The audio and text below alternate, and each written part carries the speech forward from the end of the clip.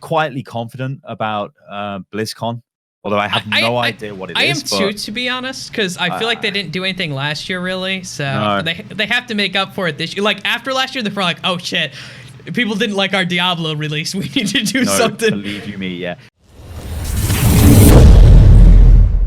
Welcome, ladies and gentlemen, to Deep Dives into the Minds of Esports. My name is Blake Panashevs, and I am so excited to announce my next guest. He is an amazing content creator and consultant with the London Spitfire. He created the popular YouTube channel Unit Lost Great British Gaming, and is considered to be the face of British Overwatch. Please let me introduce Tom Stewart, maybe better known as Stylosa. Welcome to the show. Hello, ladies and gentlemen. The face of British Overwatch. I did see that. I'll take that. Someone I'll else wrote it down, and kind of the way it works with being called an expert is if someone else says it about you, it's true, right? Like, you can't call yourself an expert till someone else says. You know, to get verified on Instagram, you need to have articles written about you that are in actual verifiable websites. And I think one of them, it was something to do with the Spitfire. I forgot what I said. The British consultant, that was it. That was the article that was used. So I got verified on Instagram. I mean, you just need people to write about you. So I would like to get verified at Twitter someday, maybe. So do you know how I got verified on Twitter? This was at Gamescom 2016. There was a guy from Twitter, literally just some guy from the French Twitter. I went over to him. I said, hello. He said, hey, do you use Twitter? I said, yeah, cool, I do. It's at the time, I think it was at Unit Lost Gaming. And he was like, are you verified? I said, no. He went, oh, we can sort that out. That was it. He didn't even ask. He didn't ask. Like, it wasn't like, how many followers have you got? Yeah. Should you even be verified? And he just verified me. I was like, what? That's how I got verified. Dude, I mean, it's not a great story, but it's typical of Twitter. I won't lie. I think the way you get verified on Twitter is you know people. I don't think there's any other way. And so, like, I've been trying to, like, cozy up to people who know Twitter people. I'm like, hey, listen, can you talk to your Twitter friends? And, like, even when I was with Gladiators, they couldn't get me verified. And I was like, they might just not wanted to have gotten me verified. There is that, like, they're like, fuck you, Blake. We don't want you verified. Surely not. Surely not. I hope not. But, you know, this is going to be a fun episode. So I like to start it off easy, okay? Before we get into the deep stuff of who you are. First of all, there isn't a lot of content out you about, like, who you are, which I think is cool. It makes this a lot more fun. So starting off the question easy. Obviously, people from the UK are known for their pubs and their drinks, okay? What is your favorite drink to go and get at a pub? Honestly, it's probably Guinness. I really like Guinness. Yeah, I could drink Guinness all day. That's so weird. Yeah. Guinness is a bad. I like cider. I like. Well, actually, I've got some beer here at the moment. It's just some, like, you know, the craft beer craze. Yeah. This is like a promo spot. It's everywhere, isn't it? Right. So it's all over the UK. So this is just some sort of Goose Island pale ale. Great. But yeah, normally if I've had the choice, it'd be Guinness or some type of cider I'd go for. I like Nordic berry ciders as well from. That sounds good. You know, Sweden and Norway. I like sours. Sours are my go-to beer. Yeah. Sours are so good. So, but I'm excited. This is gonna be fun. So, talking about the UK and obviously drinks and, like, food and stuff, I actually brought this up to another person who was from the UK that I just recorded with. Food-wise, okay, I had this long discussion with a bunch of different people, and we all pretty much agreed that the UK isn't really known for its food. Like, the one thing that they kind of have is beef Wellington, and that was like people were like, oh, there's no good food in the UK, and I was like, I'm pretty sure beef Wellington is from the UK. Okay, so besides fish and chips, which are an easy cop-out, do you guys actually have any good food in the UK? So we have pork pies, which is a pork inside a pie with a bit of jelly, which is quite interesting. That sounds disgusting. Cornish pasty, yeah, all of the foods like this. Cornish pasty, which is, it's got a very thick crust, and it's full of meat and potatoes. The reason why it's got a thick crust is the miners back in the olden days, when they were down in the mines mining away, they'd hold the crust and eat the filling, so the crust you don't eat. That might be similar to what we have in the UP. So I grew up in northern Michigan, and we actually have these things called pasties, which are, I think they're Finnish. That's what they are. No, that's it. Yeah, pasty. There's a shop in the UK called Greg's, which it's like a fast food chain, but all it does is sell different kinds of pasties: sausage rolls, steak pasties, all kinds of pasties, loads of stuff. It's very unhealthy, but it is very nice. Yeah, I mean, it's not American unhealthy. It's UK unhealthy? Which I don't know. It's pretty bad. It's pretty bad. Is it's it? a lot of like puff pastry, rolled pastry. A lot of fat is used in it. Yeah, it's not great. Do you like gravy or ketchup on yours? Well, I mean, okay, so you put gravy on like your Sunday dinner, your Sunday roast. You wouldn't put ketchup on that. That would be bad. Ketchup on chips or fries. Brown sauce on fries. Or mayo on brown fries. Sauce? What's that? Mayo or aioli? Mayo. Yeah. Do you ever think that's funny? Something that I was talking to my girlfriend about is mayo sounds disgusting, but if you use the word aioli, which is quite literally the exact same thing, it now becomes a fancy dipping sauce for anything you put it on. Well, yeah, true. I mean, mayonnaise and barbecue sauce mixed together is quite nice. If you go to a chippy and you get like kebab meat chips or like battered sausage or whatever, having mayonnaise and barbecue sauce on that's very nice. But again, it's massively unhealthy. Yeah, so you call it mayonnaise barbecue, but watch this. I change it to smoky aioli, right? I mean, that's not even English. It just sounds delicious. So well, there you go. So I'm really. Did you grow up in the UK? Is that where you're like, born and raised? Where'd you grow up in the UK? Yeah, so I grew up in pretty close to the second city, which is Birmingham. It's known as the Black Country because back in the day, a lot of pollution. It was like a heavy manufacturing industry. I think it was where the Industrial Revolution began or something. You know, it's a very industrialized area, or it was. So obviously it sort of suffered when, you know, you go forward to the modern times, the economy started changing. You had things like the mining industry collapsed, manufacturing, because the UK doesn't really have that much manufacturing now. It's essentially a service sector industry. So it was a pretty rough time growing up. But to be honest, I don't know, like I always laugh because where I live, there is a town which is pretty close called Cannock. And the UK is very famous for different accents. Like you only have to travel 5-6 miles and you'll get to this town, and they speak completely different. So if I lived in Cannock, I would sound like this. Yeah, all right, Tam. Yeah, how y'all doing? How y'all doing, Blake? You having a good day? Now that is totally different to the way I talk, right? Which is great because if I spoke like that, I would not have a YouTube channel. Maybe you'd have to do different content, right? Like you'd have to be like, I'd have to have a translator. It'd be one of those things where like people try to guess what you're actually saying. Like they write down in the comments like, what did he actually talk about this episode? So how big is this area that you grew up in? I mean, what do you mean by big? Like population density? Yeah. Like, so you grew up, was it a big area, small area? Yeah. So I live next to a very large woodland area. So I basically live in a valley. So there's a river at the bottom of the valley. Obviously it rains a lot because it's England, but there's a lot of woodland. And I think this is one of the reasons why when I go to LA, I absolutely fucking hate LA, because I land at LAX, I'm like, this is just completely the opposite to what I'm used to. Even if you go to London, you know, you see a lot of greenery. Yeah, LA is this concrete wasteland, and it's always one of those things. Like when I come back home from wherever I'm traveling, really, it's great to get back home because I know I can take my 2 dogs up to the woods. I can ride my mountain bike around the trails, and it just I really don't like built up areas that much. I don't think I could live in a city. I mean, I guess to answer your question, Birmingham isn't that. It isn't like. How can I explain this? It's not like London. Like London is almost like its own little thing inside the UK. It's radically different to almost everywhere else. Well, it is. Everywhere else is generally quite a lot greener, even if it is like an inner city area around Birmingham. But yeah, it's okay. Birmingham, it's not great. It's like, I mean, it sounds better than LA. It's better. Yeah, I mean, where I live now, I don't live in Birmingham now. like I live like on the outskirts. That's fine. That's cool. But yeah, not living inside it. Okay, so do you have any brothers or sisters? Yeah, I've got 2 sisters, 2 younger sisters. 2 younger. How much younger are they than you? 2 and 8 years younger. Oh wow, that's actually quite a big difference. Were you the protective older brother? Yeah, definitely, yeah. We were lucky enough to, like, through the success of the YouTube channel and all of the stuff that I've done, you know, online, to be able to set up a couple of companies, and they all run their own company. So we've got like a family sort of, I guess, enterprise on the go. So yeah, we all work together all the time. So wait, we are quite close. You used a lot of your success to actually help start companies that your family actually all runs together? Yeah. We've got 4 different companies.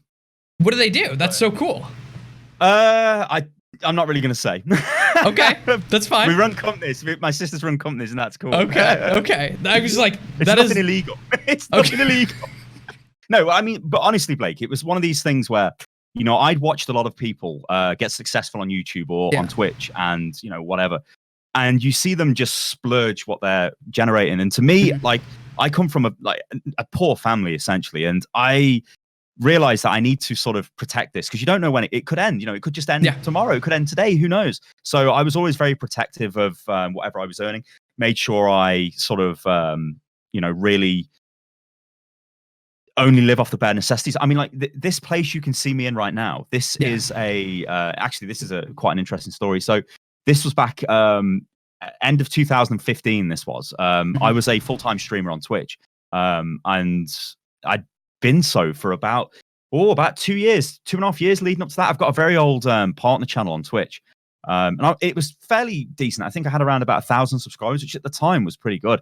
Because this was before Twitch Prime and all of that. But it was a massive time investment. I was trying to run a YouTube channel as well at the same time, and I had problems with my next door neighbors. Obviously, I'm making a lot of noise, so if I'm up at 2 or 3 a.m. in the morning, I'm screaming and shouting. And I needed to move, and I had £3,000 in my bank account, which is all my savings I had at the time, and I needed to fix this. I needed a solution, so I was looking around for somewhere to rent, but again, it would be a gamble because I couldn't afford to live anywhere that was detached. So there'd always be it'd be in an apartment block or houses next, terraced houses or whatnot. Anyway, I got access to a piece of land, right? One of my family members said, I've got a little piece of land on on their garden. Would that be of any use to you? So what you're seeing me sit inside here is I like to call it a recording studio, but it's basically a really fancy shed that I spent all of my money that I had left to build. It's got the walls. I don't think you can see this on the camera, but you probably can't. The walls are suspended on acoustic panels, so that they move. So they absorb the sound when it hits them. So it's silent in here, which is really cool. But yeah, I basically spent all my money, absolutely mad gamble. And then Overwatch came out. And I was like, hey, the rest is history. That is really cool. So what did your parents do growing up? So my dad used to work at a place called GKN Chep, which was do you know those blue pallets that have like products on? They're all over the world. Yeah, like forklift trucks pick them up. He used to work there, and I think he started off building them, and then I think he moved on to repairing them. Then I think he became I think he was something to do with like quality assurance. But the problem with my dad, when he was 38, he had a heart attack, and that was a big problem. My mom, she didn't really work. She looked after the 3 kids while my dad was at work. Yeah, but he had a heart attack when he was 38, and he needed to have quadruple bypass surgery, which was obviously. Yeah, I mean, I think I was 11 at the time. So we're talking like this is 20 years ago now. So yeah, that came out of the blue, and that kind of sent everything into disarray. Luckily, we're in the UK, so we don't have to pay for healthcare, because if we were in the US, we'd be screwed. So yeah, like that kind of just put the whole family, like we were just living, I didn't have like, I didn't get pocket money. I didn't get money to, go out or anything like that. We just sort of had to entertain ourselves, which I guess is where the whole PC gaming thing came from, because that was through my uncle, who, he was quite savvy with PCs at the time. He got me into it. I eventually got enough money together to put a computer together, and I mean, we just download games. So we would get free games, and that was my entertainment. So that's kind of what happened. That makes sense. Do you remember what that was like, going through that with your dad, like the disarray that it caused to your family and stuff like that? Because a lot of people, their dads have those, or they go through surgeries and they don't make it, and it's like the kind of like destruction that can happen there. I remember I came back home from school the one day. This was after he'd had his heart attack, and he was in hospital and should have been going in for surgery. And when I came back in from school, I got off the school bus, came into the house, he was sitting there, and I thought, he's had his surgery, but he hadn't. He actually had been bumped back. And I remember then, like, I hadn't really looked at him. Like, he'd gone into hospital, he was hospitalized. I'd seen him in the hospital bed, but seeing him sort of sitting there at home, where like I was used to seeing him at home, it did not look very well. And I remember thinking to myself, like, it's like he's not going to make it, sort of thing. I remember asking my mom, is he actually going to survive, sort of thing? And it was touch and go, but luckily, he's fine now. So he really, I guess got off lightly with it. But I guess like it sort of, I think it brought me and my sisters closer together, because I think I sort of started to look out for them a bit more, like I was doing the things that my dad couldn't do while he was ill, because it was a good, it's a good 2 years probably, I think, until he got back on his feet. Yeah, and I mean, everyone has a different, like, their brush with death, right? Where, like, it becomes very real that life does end, right? And especially, like, growing up. Like, I would say, like, mine was probably when I was, like, 15, when my grandfather passed away. And, like, you get a very real sense of, like, holy shit, these people who I care about could be gone tomorrow. And I think it's a very, very hard thing to kind of go through. And it changes the way that you view life, like, altogether, I think. It does, yeah. It gives you a very special perspective, I think, on things. I mean, I guess this is again one of the reasons why I don't drive around in a Lamborghini or anything like that. I'm like, this money should be spent helping my family, make them happy, and hopefully give them a good future. And that's kind of what I do. So, what was school like for you growing up then? So I actually went to a Catholic school. Now I'm not. Are you Catholic. religious? I'm not. I was gonna say. No.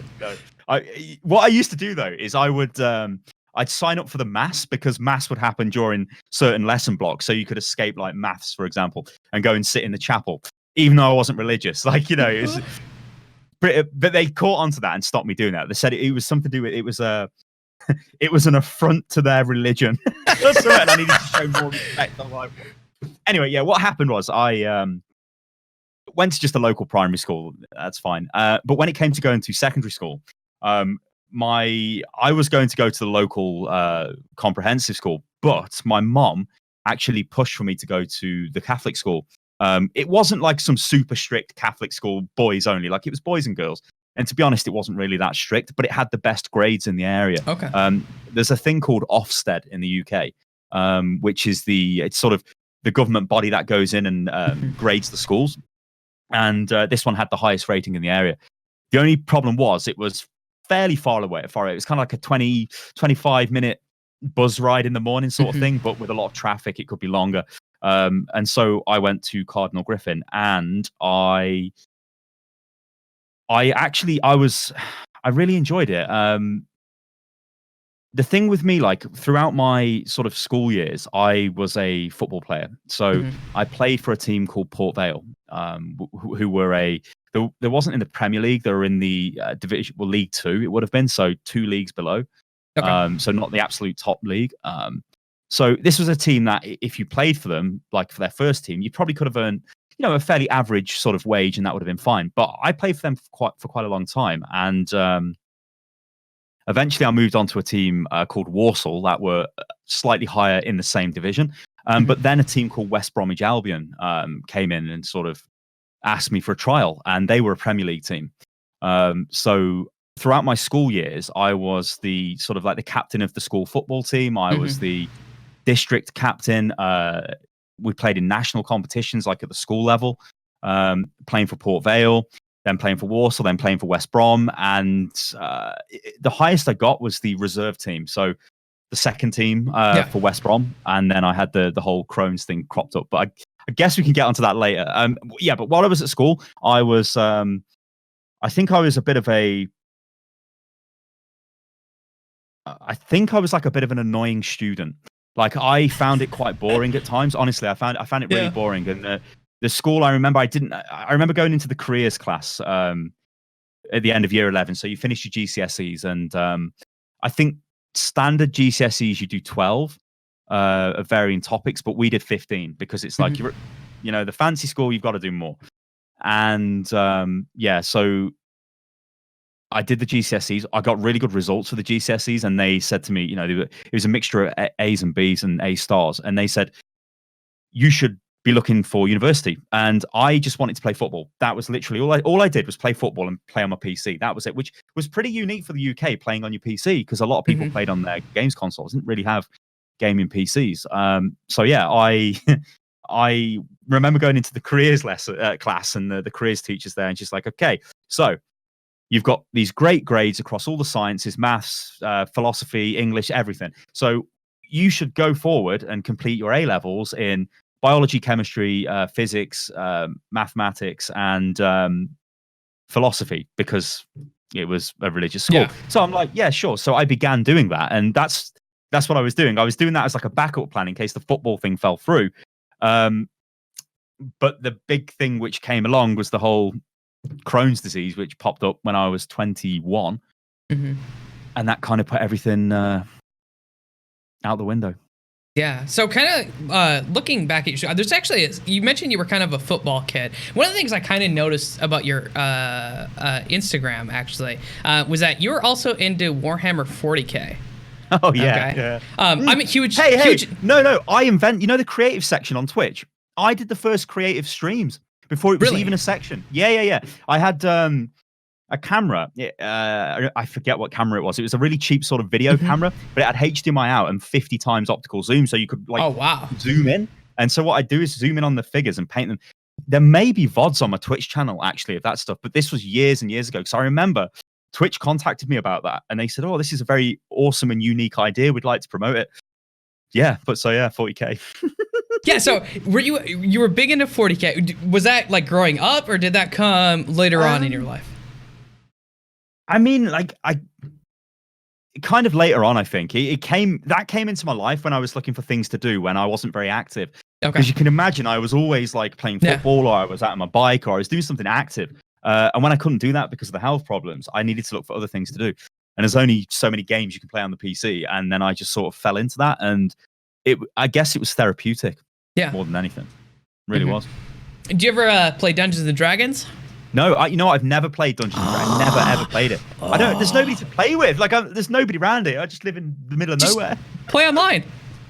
I'll hook you up later with a couple sites. I play online, a couple groups a week. It's a lot of fun. So I mean, it's not as fun as playing in person because you have the figures. I actually own a 3D printer, so I print all my miniatures out, and my girlfriend paints them because I'm terrible at painting. But it is by far the best investment I think I've ever made for a tool. I was gonna say, I don't think it's kind of blocked, but over there in the corner of my room, I've got a big glass cabinet, and it's got all my 40K stuff in. Yeah. So I thought it was super cool, and I was like, people who play 40K sometimes play Dungeons and Dragons. So and Dungeons and Dragons has exploded. Oh yeah, that's gone huge. I mean, Warhammer World is in Nottingham, and that's actually 20 miles away from me. So I live next to it. So, yeah. That makes sense.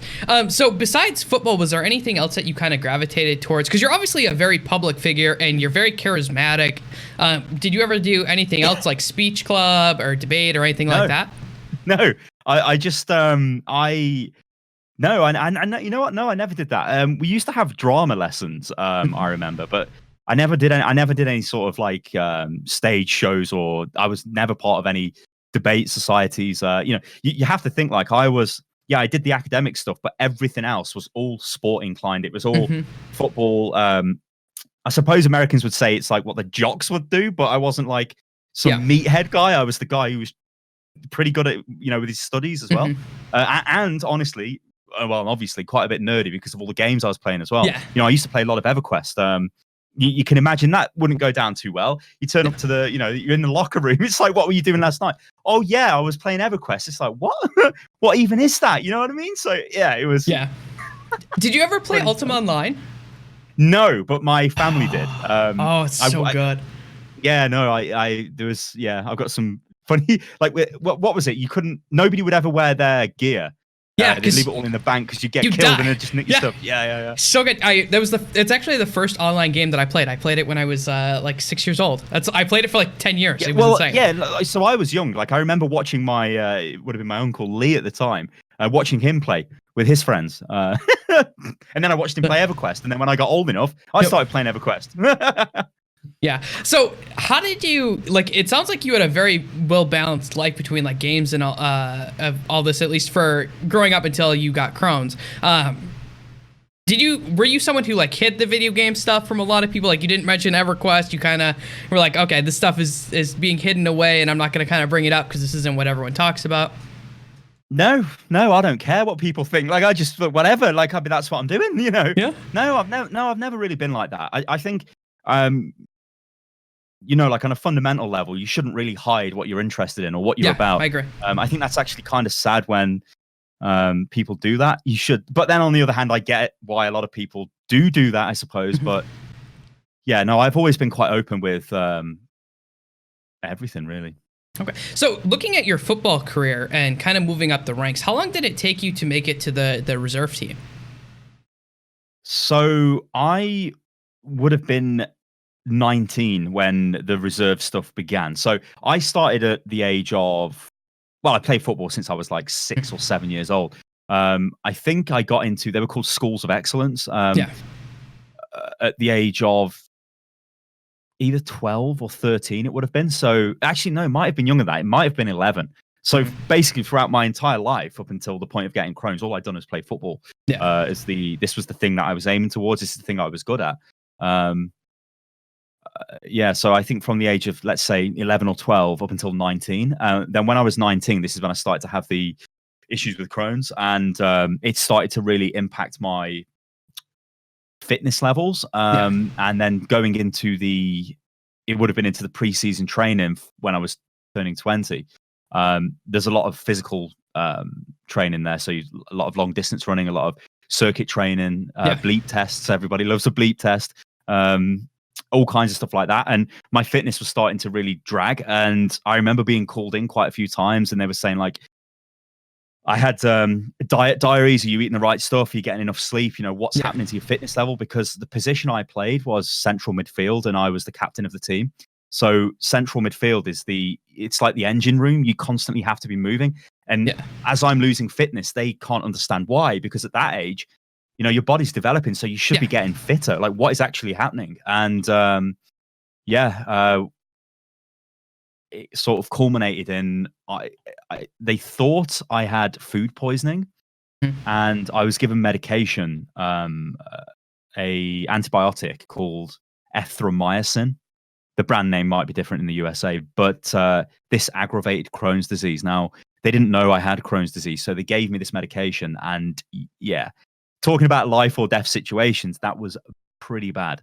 I lost a lot of weight. I think I'll Google this because I know Americans don't work in stones. We do not. Stones is almost as weird as like going by like feet. Yeah. Tell me about it. So like now I weigh 14 stone. My lowest point was 8.5, which was 53 kilograms. So I was like skin and bone, and this was not a great time. But it took a lot of years to get back. And when I eventually got back to a level of fitness, I tried to get back into football. I tried to play for some local semi-professional teams. And, because of the level of training I had, I was much better than those players. But then a few months later, my health would start to decline again. And then we go back through this whole thing of having a major flare-up of Crohn's. And from the age of 21 up until the age of 31, that's what happened. Every year or so, you'd drop a lot of weight. You'd lose a lot of everything you've got, and then you sort of have to fight back for it, and then it becomes harder to do it. But not a great 10 years. So kind of going through that and this like deterioration of like your health, what was that like for you? Because obviously this thing that is like the dream of your life that you've literally been working since 6 years old, like for, and all of a sudden it's just being pulled away from you. What is that like? I remember when they diagnosed me and I was in the hospital bed, and the consultant came over, and me being me, I'd already diagnosed myself. I said, I've got Crohn's disease, haven't I? I distinctly remember I used the you used to have these really crappy sort of televisions that had internet access, they were like on an arm you could pull in front of your bed. And I remember Googling all the symptoms, and it was like, looking at Wikipedia articles, I think this is what I've got. And the consultant came over and said, this is what you've got. And I was like, what does that mean for the football then? And they just were like, well, first thing, we've got to try and get you stabilized and work out what medication you need. And the problem with Crohn's is everybody's different.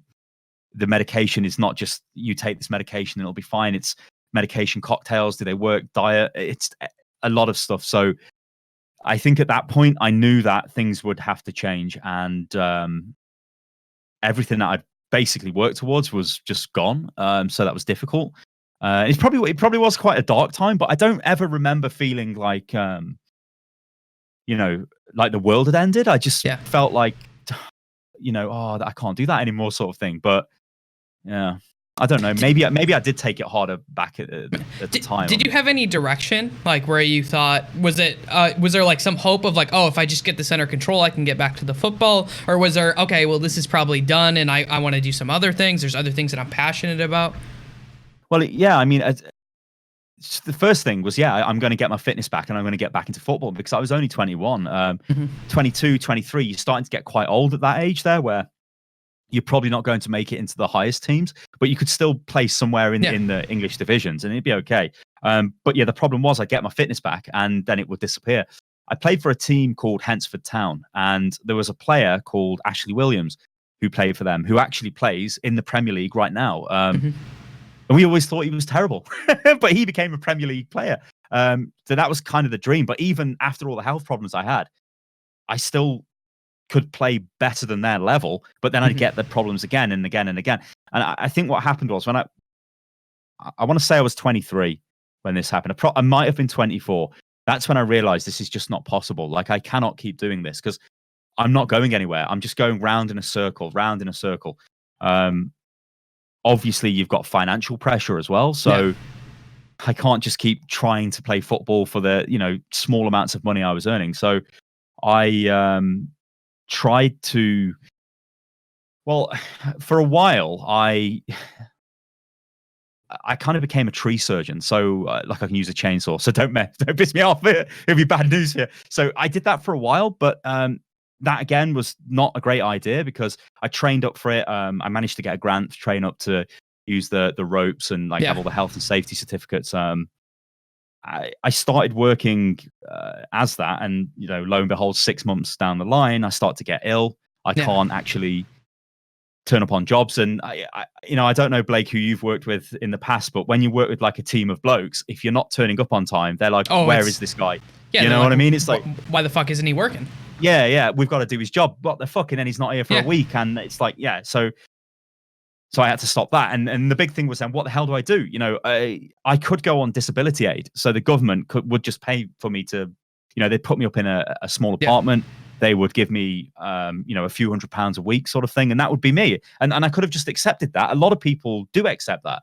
And I don't blame them for accepting that, because it's a bad condition to have. Like, you don't know, like, when it's going to affect you and how it's going to hit you. But then that's kind of when the whole, you know what? I actually know quite a bit about gaming, and I actually know quite a bit about the internet. And I've designed websites in the past. I'd got into a lot of graphic design. I'd self-taught myself programming in really dodgy kind of ways. Like, nobody could literally read what I make. But so I started to think of ways of using the internet to make money and to try and sustain myself. And the first thing which really took off is I had a logo business. You know what? Maybe the website's still there, actually. It was called Core, like CORE logo.com.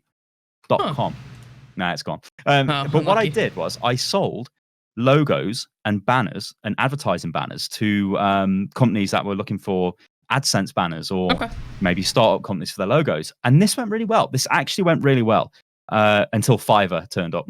And then nobody wanted logos anymore.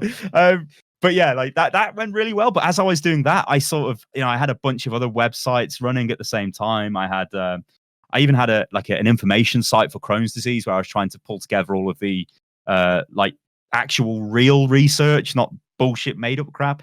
I started a lot of forums. I started a local directory service where I tried to get companies to pay for an inclusion fee to this database, which would obviously show their company what they do and people could search it. And then I kind of never went with that idea, which I do kind of regret a little bit, because there's a lot of stuff out there now like that. Like, there's a thing called Rate My Builder. I don't know if that's in the US, but it's in the UK. We have one called Angels List, I think. All of these kind of things. Yeah. I mean, this would have been like 7 years ago or so when I did this, but never really went anywhere. So I guess it's kind of this thing where I just had all these crazy ideas. I'm just trying to do loads of different stuff. So when was then I started selling websites. So the biggest website I ever did was a Magento conversion. So it was a e-commerce platform for a biscuit retailer. So this massive biscuit retailer in the UK, they wanted to put like a certain subset of their products onto their website, like broken biscuits. Like they had this product which was a box of all the biscuits that had broken on the manufacturing line, and you could buy them, and all these other random things. So we built a website for them, and we only ever got 50% of the payment because they decided to just shelve the whole thing. But unlucky. Yeah, very unlucky. When does Stafford College come around for computer science? Your computer science degree? Yeah, no, so that never really happened. So that was in between the whole sort of like when I was doing the tree surgery work, because what happened was so you have to think like there's a lot of like gaps going in. So when the Crohn's is there, when it's not there, when it's there, then I'm like, I need to do something. After I came out of doing the A levels because of the health reasons and all of that, my first thought was I need to try and get some sort of education again. I didn't like, this might have been a little bit naive of me, but I did not want to go back and complete my A levels, which are required in the UK to go into university, because I felt like I was now sort of 2 years older. Like I'd be with kids, you know, it seems kind of crazy to think now. So I went for Stafford College, and what I wanted to do was the programming course. And the problem is they didn't actually, there wasn't enough people that signed up for it. So I actually went to the local newspaper and complained about this, because I'd signed up for it and like the cutoff period had happened. So you couldn't actually go anywhere else. I couldn't go to another college for this or anything like that. So there's probably an article somewhere online, but I had them reinstate parts of the programming course into I think it was an AVC, like a general IT course, but the problem with that course is within a few weeks I realized it was for actual idiots, and it was just so easy and simple that I just never went. And the comedy thing is I think I passed the course and I wasn't even there. Like, I don't even know how I passed this, because I've literally left it and then just did the tree surgery work. So you somehow passed without doing any work for a class. It was so easy. I did like minimal work. Yeah. Oh my god. No, what they did is they predicted my grades for certain modules that I wasn't even there for, and it was like, yeah, you would have passed this. So I'm like, cool, man. So I've got a certificate for that somewhere, probably. It's no use to me, but. Okay, thanks for bringing that up as well. I always forget about that. Yeah, I thought it was a very interesting thing, especially because, like, I don't know if a lot of people know this, but you actually had a company with actually the person you helped run your YouTube channel early on, Kiorath? I can't say his name to save my life. Kirioth.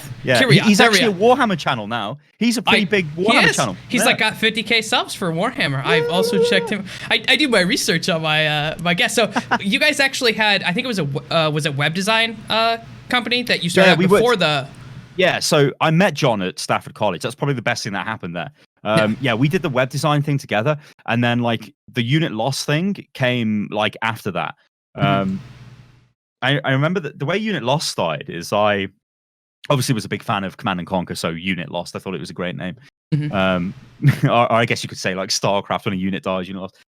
And I was looking for StarCraft build orders, and I got StarCraft 2, and I wanted to know how to be better at StarCraft 2. So I started doing some random Google searches, and I found a guy called Crota SC2, I think his name was. And he had these build order guides. I'd never seen anything like this in my life before. I was like, oh my God, this is so cool. And I remember I just would watch all of his stuff, and I'd be there timing all my builds in StarCraft 2. And that's where the idea of, hey, maybe I could do something like this. But I had no idea how to do it. Yeah. And then that's kind of where it came from. I remember, because I known Totalbiscuit for a long time, and he was like, yeah, we're doing a UK UTL, I think it was called, like a university league in the UK for StarCraft. Yeah, I guess like kind of like a collegiate thing, I don't know, but like they needed casters, and I remember I was on the Team Liquid forum, and I'm like, yeah, I can cast this, like I've got no experience, but I'm like, yeah, I'll cast this. And I remember frantically trying to work out how to record video footage, and what microphone do I need to buy, and all of this stuff to to make these very terrible casts. They're actually on the channel. They're the oldest videos on the YouTube channel. I have looked through some of your older videos. I had to. They were pretty bad, but it's okay. I mean, it was like 8 years ago. Yeah. Like, I mean, look at how far you've come now. Like if you really want to know a YouTube channel, you just look at the thumbnails, right? You look at like the starting thumbnails versus what do thumbnails look like today, and you're like, oh, okay, well that's probably the same as the quality of video as we go through. You mentioned a very interesting thing, and I kind of wrote this down. You knew. Sorry, I should clarify. You knew Totalbiscuit. How did you meet him, and what was he like? I mean, with TB, like so with the Crohn's disease, I have had a lot of camera tests up the you know what. So I remember around the time when he was going in for his first test, because obviously he had some issues, and I remember him calling me up over Skype saying like, "Hey, what's this going to be like?" And I'm like, "Well, it's going to be quite interesting." You know, they get the old like glove, gets slapped on the finger. They get the Vaseline and they're like, don't clench. And I said, it's going to be quite uncomfortable. It doesn't hurt because the good news is you've got no nerve receptors in your colon, so you can't feel it. So that's good. It feels very uncomfortable. So I remember explaining all that to him and I'm like, listen, it's going to be no problem. It's nothing. I'm like, you're so young. Like, this is just bollocks. You know, it's just going to be like, hey, you know, maybe you've got a little bit of sort of ulcerative colitis at the worst. Maybe you've got a bit of IBS or something.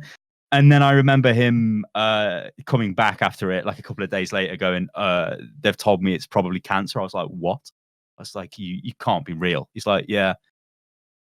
And then he sort of said that he had a history in his family of it. And I was like, not great. So it was like, for me, it was especially bad, I think, because I know exactly what this looks like in the colon because all the camera tests I have, I don't have sedation for them. So I watch it as it happens. And it is literally the most frightening thing ever because you're like, okay, I know I've got Crohn's. This means I've got a much higher chance of this. So as the camera's going around all the bends, it's like, please, please, please. Oh, it's clear. Oh, it's clear. So I knew exactly what it looked like. So for me, it's, I don't know, this is kind of awkward to say, but it's like through him having it, like, it's not like I felt like I had it, but like somebody I knew who of my age had this problem. And I was like, oh my God, I could sort of almost relate in a way, although not relate because obviously I don't have bowel cancer. You had a lot of empathy and like the ability to at least somewhat put yourself in like you can't actually put yourself in their shoes, but you can be like, oh my God, I can imagine what this would be like based on like some of my own experiences. At least what I think it would be like. Like we can make shit jokes together and all this, you know, and sort of. But it was kind of like, you know, TB. He would agree with this. Like I think he actually pushed this message a lot before he passed on.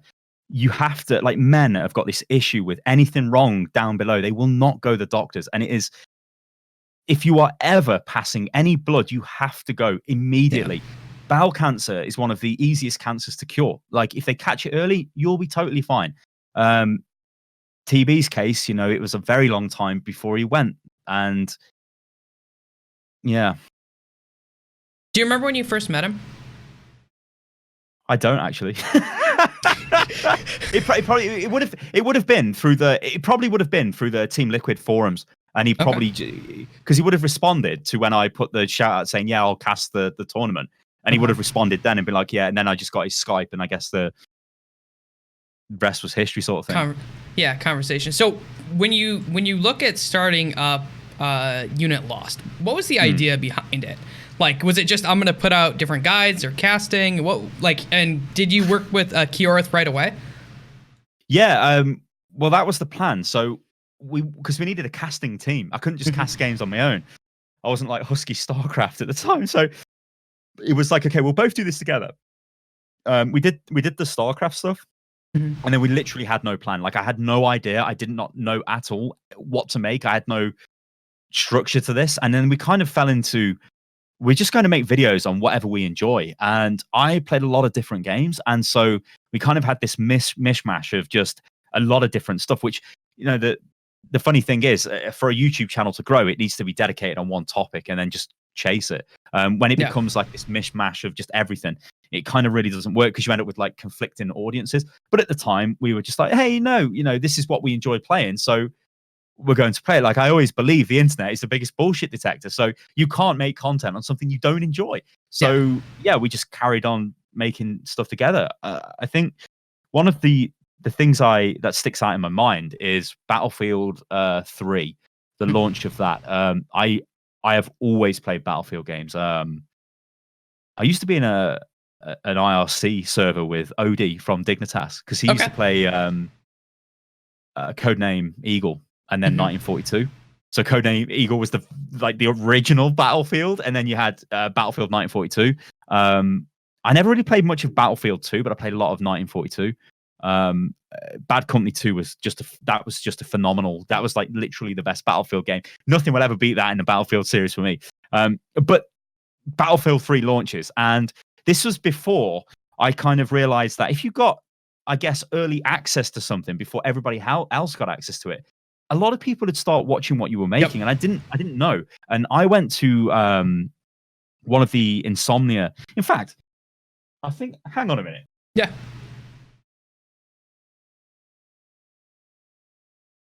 Yeah, so I think it was Insomnia 38. I've got it behind me there, the bloody pass. They had a Battlefield 3. It was the IGN Pro League was there at the time. Totalbiscuit was there as well, with Apollo casting StarCraft 2. Anyway, we was there, and they had Battlefield 3 on the show floor, and it was like one of the first times it was sort of playable. And I remember I was just playing it nonstop, and so I guess I kind of got like the early access from that. But I made some guides, right? So what I did is I made a really they're terrible now if you watch them, like an engineer guide, a support guide, and a whatever guide.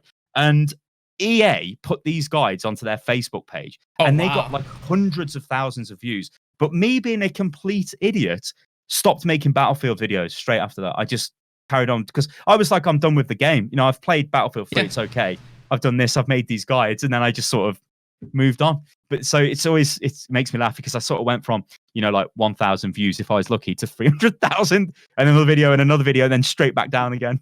Yeah, I think I remember seeing that and being like, oh, that's an interesting. There's like kind of like moment there. So you guys start working on the channel. Was it a business relationship when you started it, or was it just something you were doing for fun? No, it was just for fun. It was totally for fun. We did obviously the website stuff we were working on together. That was a business relationship. That was a complete 50-50 split on that front.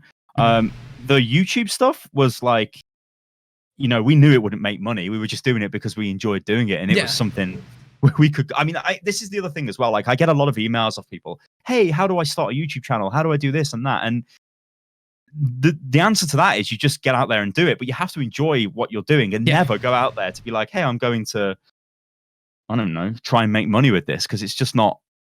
Yeah, you're never going to make money with it, I don't think, with that attitude, because you have to. The content has to come first, and then whatever else comes after is, you know, whatever.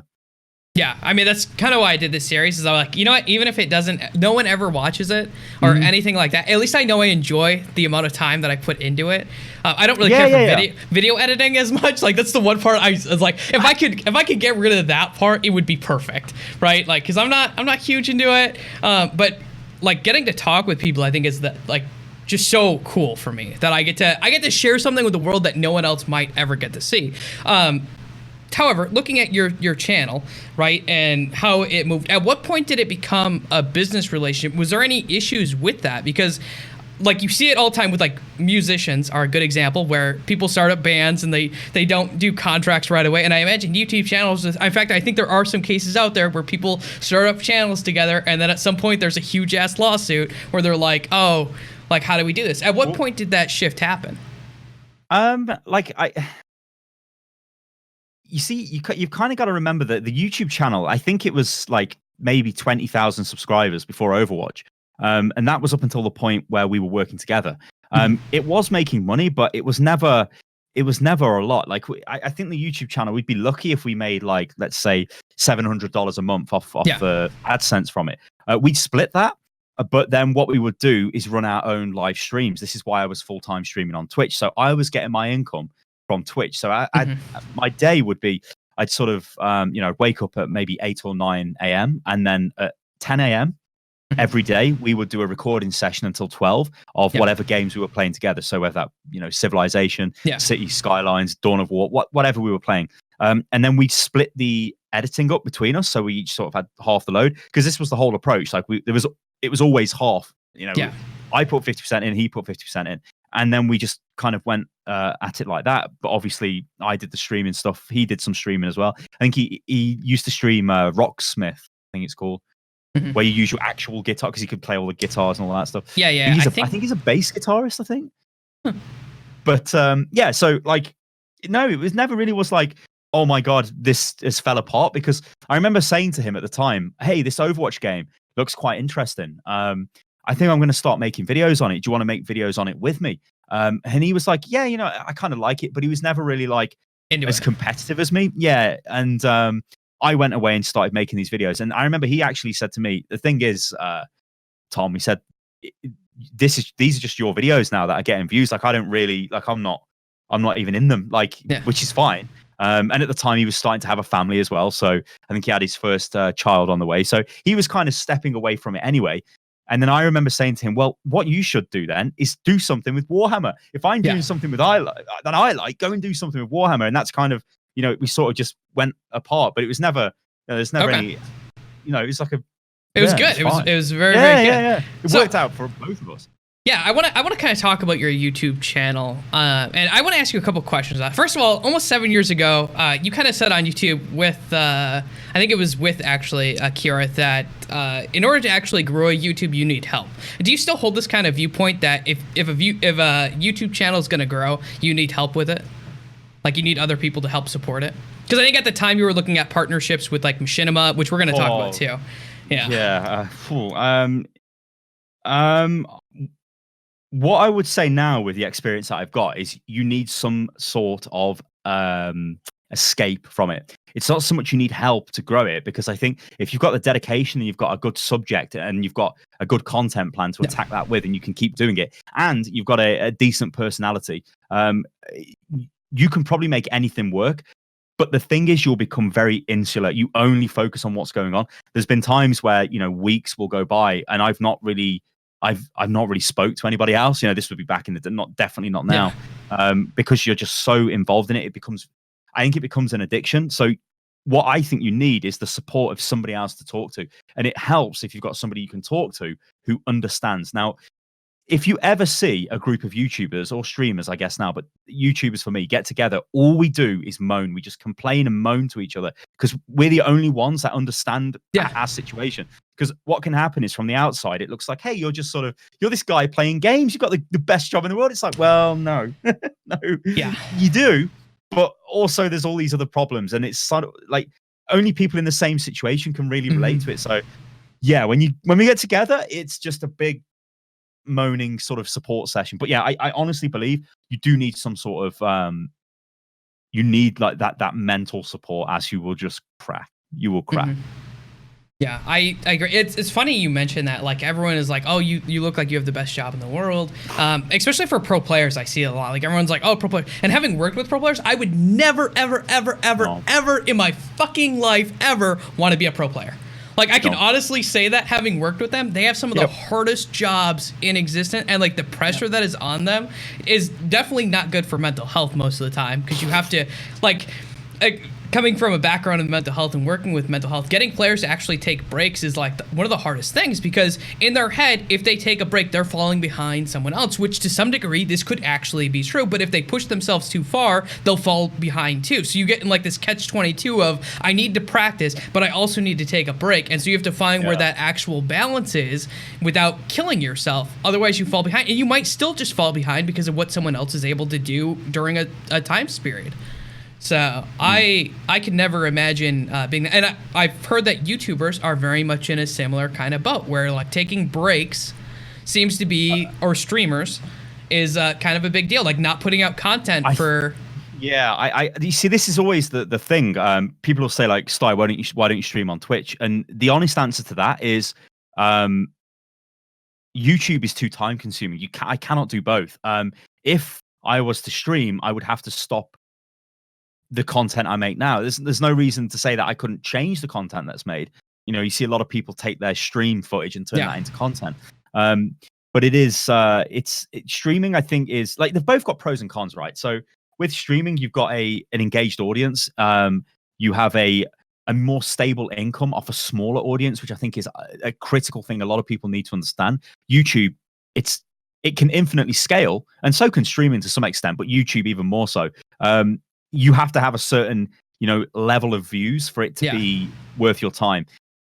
Streaming, you could, I think honestly right now you probably could be fine if you had maybe 200 or 300 concurrent viewers, because that probably would translate to maybe 500 subs. So that would be enough for, for people to get on streaming kind of thing.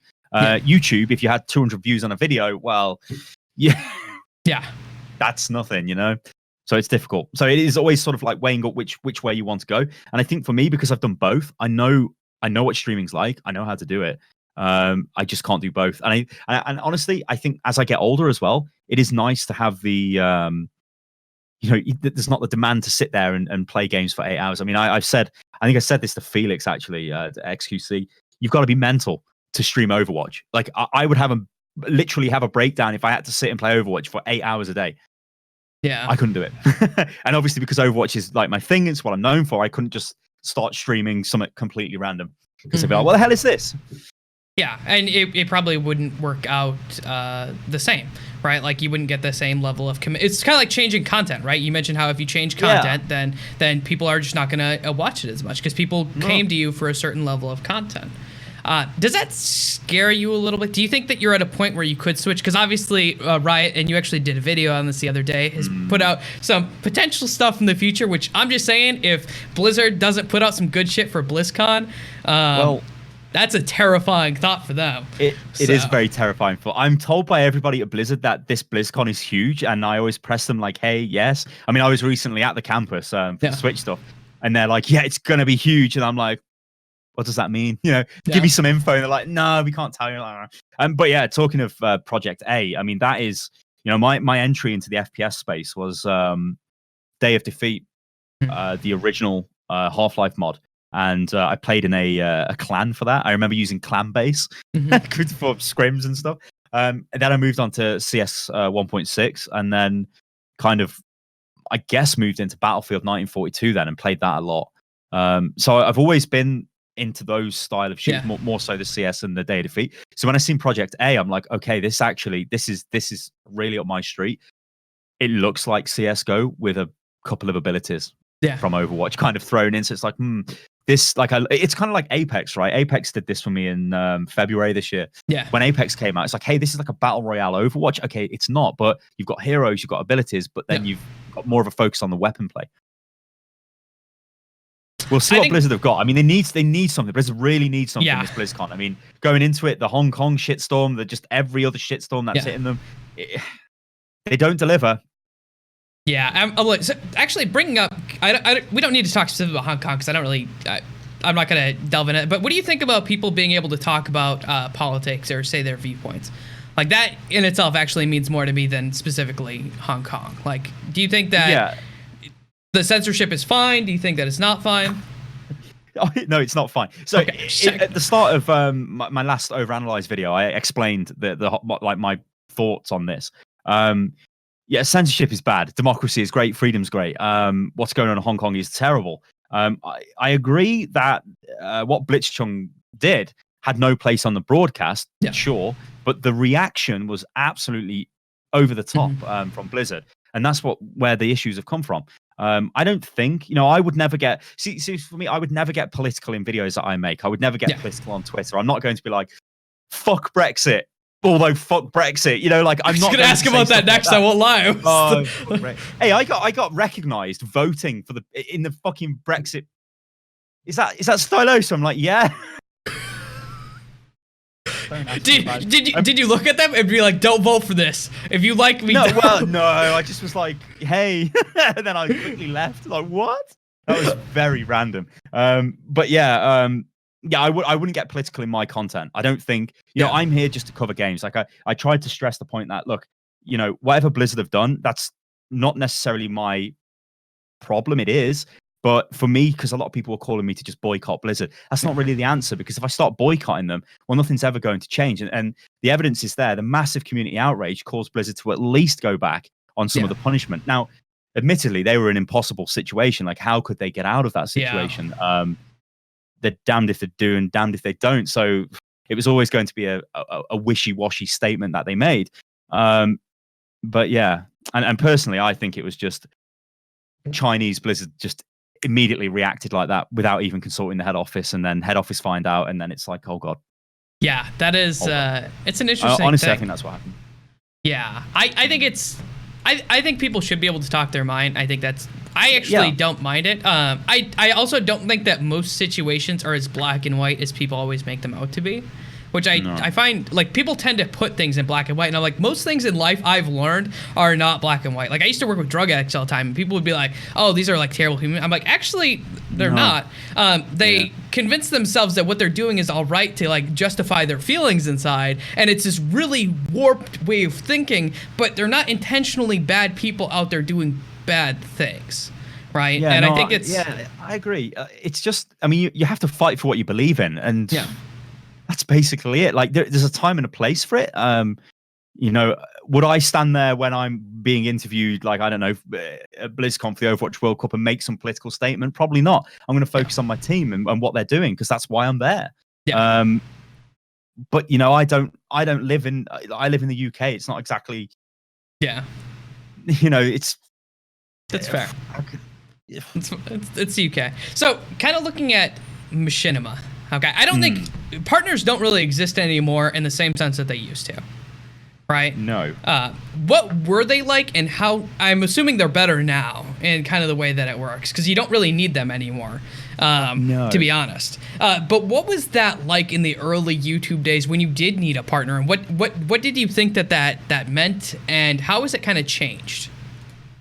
So you couldn't monetize your videos if they were gaming without a MCN. Okay. So you needed to be part of a multi-channel network, and if you wasn't, you couldn't make any money. And I remember we got to the point where our videos were, you know, it's not like we were going to make loads of money, but it would have been enough money to maybe buy a few computer components every year and stuff, and buy games so we could make more videos. I think that was the main thing. And you needed to get into an MCM. So I approached a few, and I remember Machinima got back, and Machinima at the time were the largest network, and they were very. This is probably why when you reference the whole, do you think you need somebody to help you grow? I think one of the things Machinima say is they'll like promote your videos and all this shit. Yeah. So you're kind of like, oh, cool. They've got like millions of subs on their channel. This is going to be great for us. And you know, that's kind of how they reel you in. And then looking back, probably was quite naive again, because I was fairly young. So we signed up for that, and I remember that was a great day, because I remember when the adverts turned on the channel, because there was always a bit of discussion of if you had a partner channel, it would rank better than unpartnered channels. So you had like a bit of a leg up over the competition.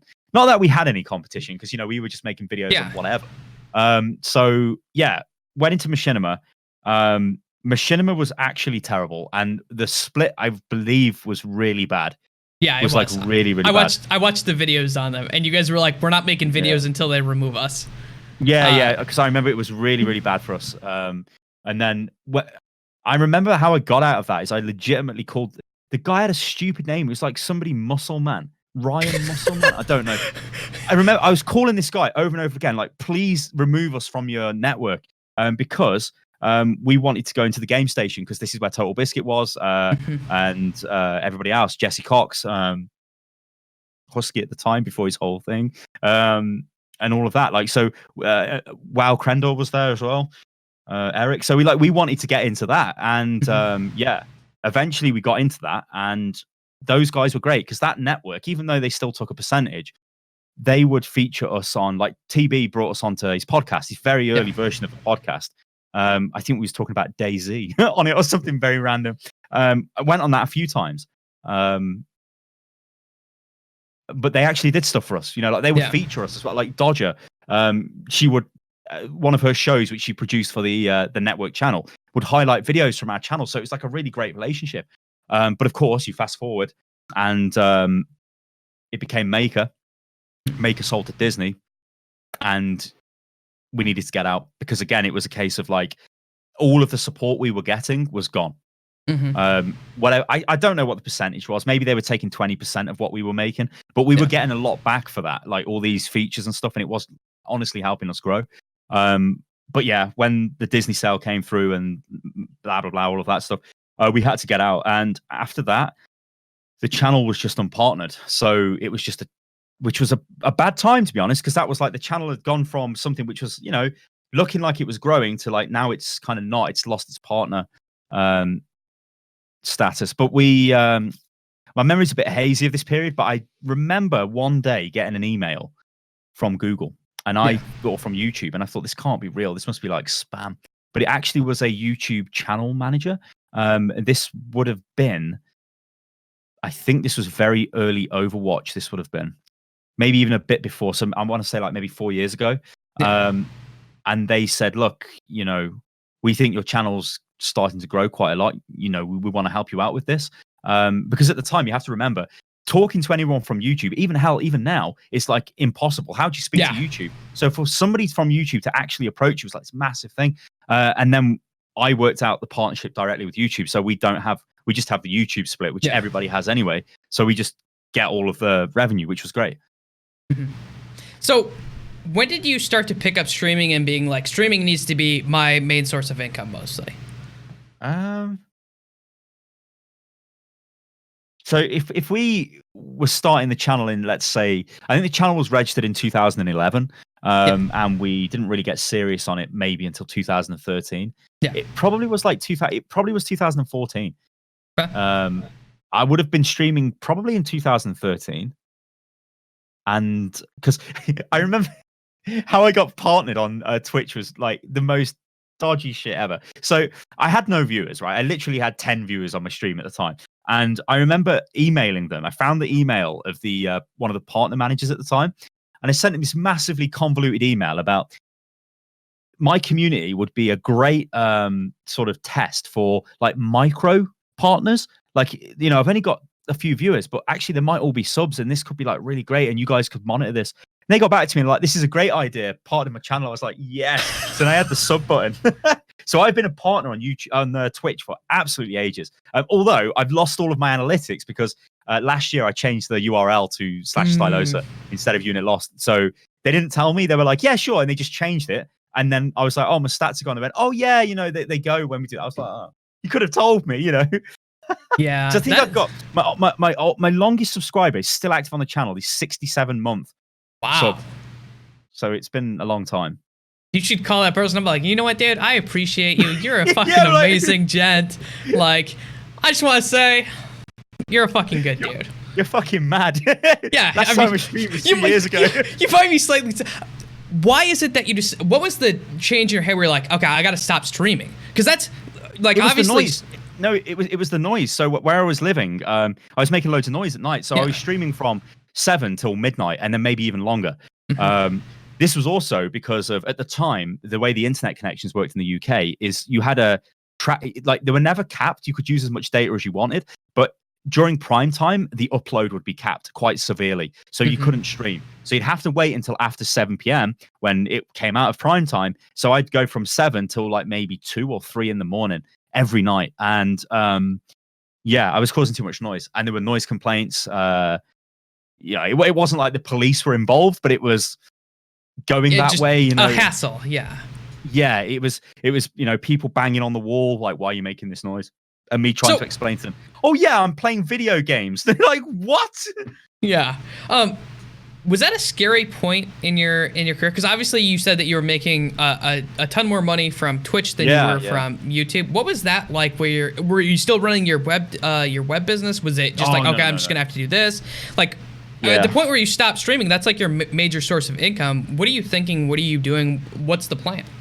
Well, the web business stopped before, like sort of at the start of Unit Lost. Really, that kind of went out the window. I would say 2012 probably. I think that the point where I mean, it was scary. But like I've been through this quite a few times before with the whole Crohn's. Like everything collapses and you just have to rebuild again.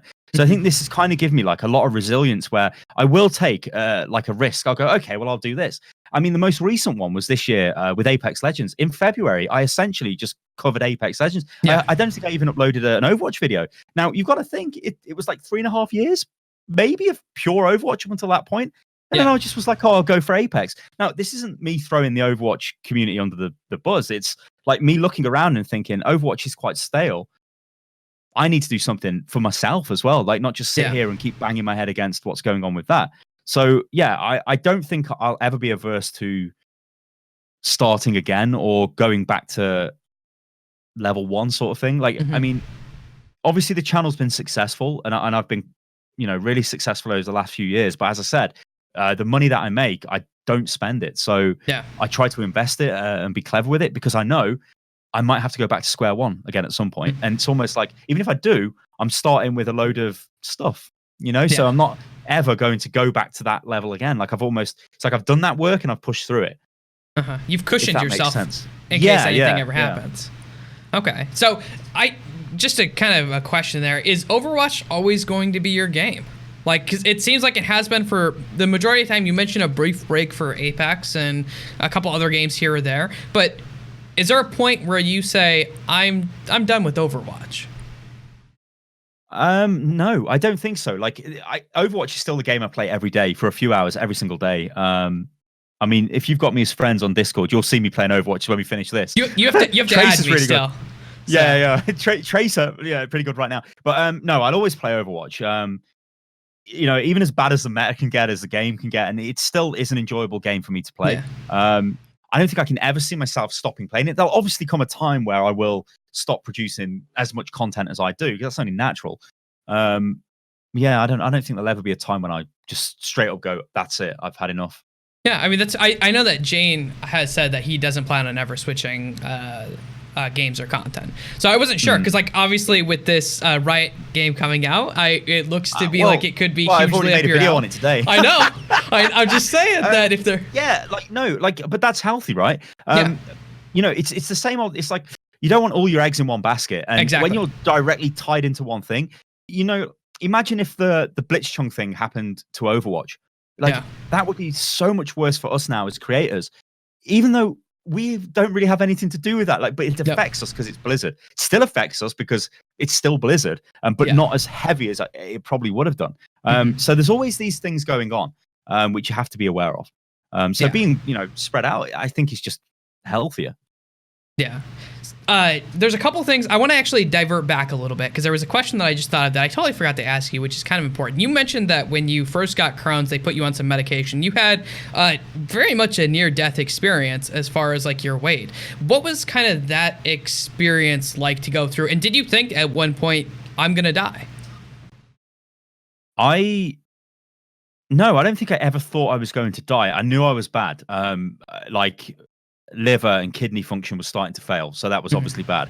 The medication I took when I was in hospital at that period of time was intravenous steroids. So this was the strongest form of steroid they could give at the time, anti-inflammatory, to try and get it under control. Because it actually says in my medical notes the lower colon was similar to a blasted wasteland. That's what it said, and that's what the doctor's notes are. It just was destroyed, and going up through most of the the bowel into the small intestine. The best way to explain it is, when you get a mouth ulcer, it was like that, but imagine like your entire mouth full of mouth ulcers that are all bleeding, and it's like really painful. That's what had happened. So problem is, you don't get as much nutrients out of the food that you eat. So you eat and nothing happens, but when you eat, it's like you're swallowing like a spiked metal ball that rips your insides out, and then you just have to keep going to the toilet. I mean, when I was in hospital, I was going to the toilet. The nurses noted this down. In one day, I went to the toilet 29 times. This was how bad it was. Like, you're constantly having to go to the toilet. You're just bleeding, right? It's just, it's not a great situation. But I don't think I ever thought I was on my way out. I was going to die. I was really ill. I was really thin. I was half the weight I am now. It was not good, but like the Crohn's journey is. I actually do a lot of stuff now for the local Crohn's. So basically, there's a charity in the UK, the Crohn's and Colitis charity, and very luckily, my consultant is one of the members of the charity's advisory board, and he's one of the top gastro consultants in the country. Now, in the UK, you just get assigned to a hospital that's in your region through the NHS. You can go private healthcare and whatnot, but in my case, I was really lucky because I had like one of the best gastro consultants you could get. So I stuck with him. And what I do is I go and go up to one of the teaching hospitals, and there'll be nurses in there. There'll be people who've got Crohn's. There'll be young children. And I do little speeches, little talks on like, hey, it's not that bad. I've got this problem and I travel all over the world. Yeah, sure, it gets exciting sometimes, but the problem a lot of people can have with it is you become very, you become like a hermit. You don't want to go anywhere. A very simple way to explain it is, even though there's a ton of side effects and everything else, you don't know when you need to go to the toilet. Now, in my case, I am quite unlucky with this. I always feel like I need to go to the toilet for a number 2 all the time, right? Like literally now I feel like I should be on the toilet. This is because I've got nerve damage, which was the result of the Crohn's inflammation in the area it was in. Now that's difficult, because imagine if you said to me, hey, I want you to get in your car, drive to the airport down the motorway where there's, how can you go to the toilet? Okay, sure, I'll do it.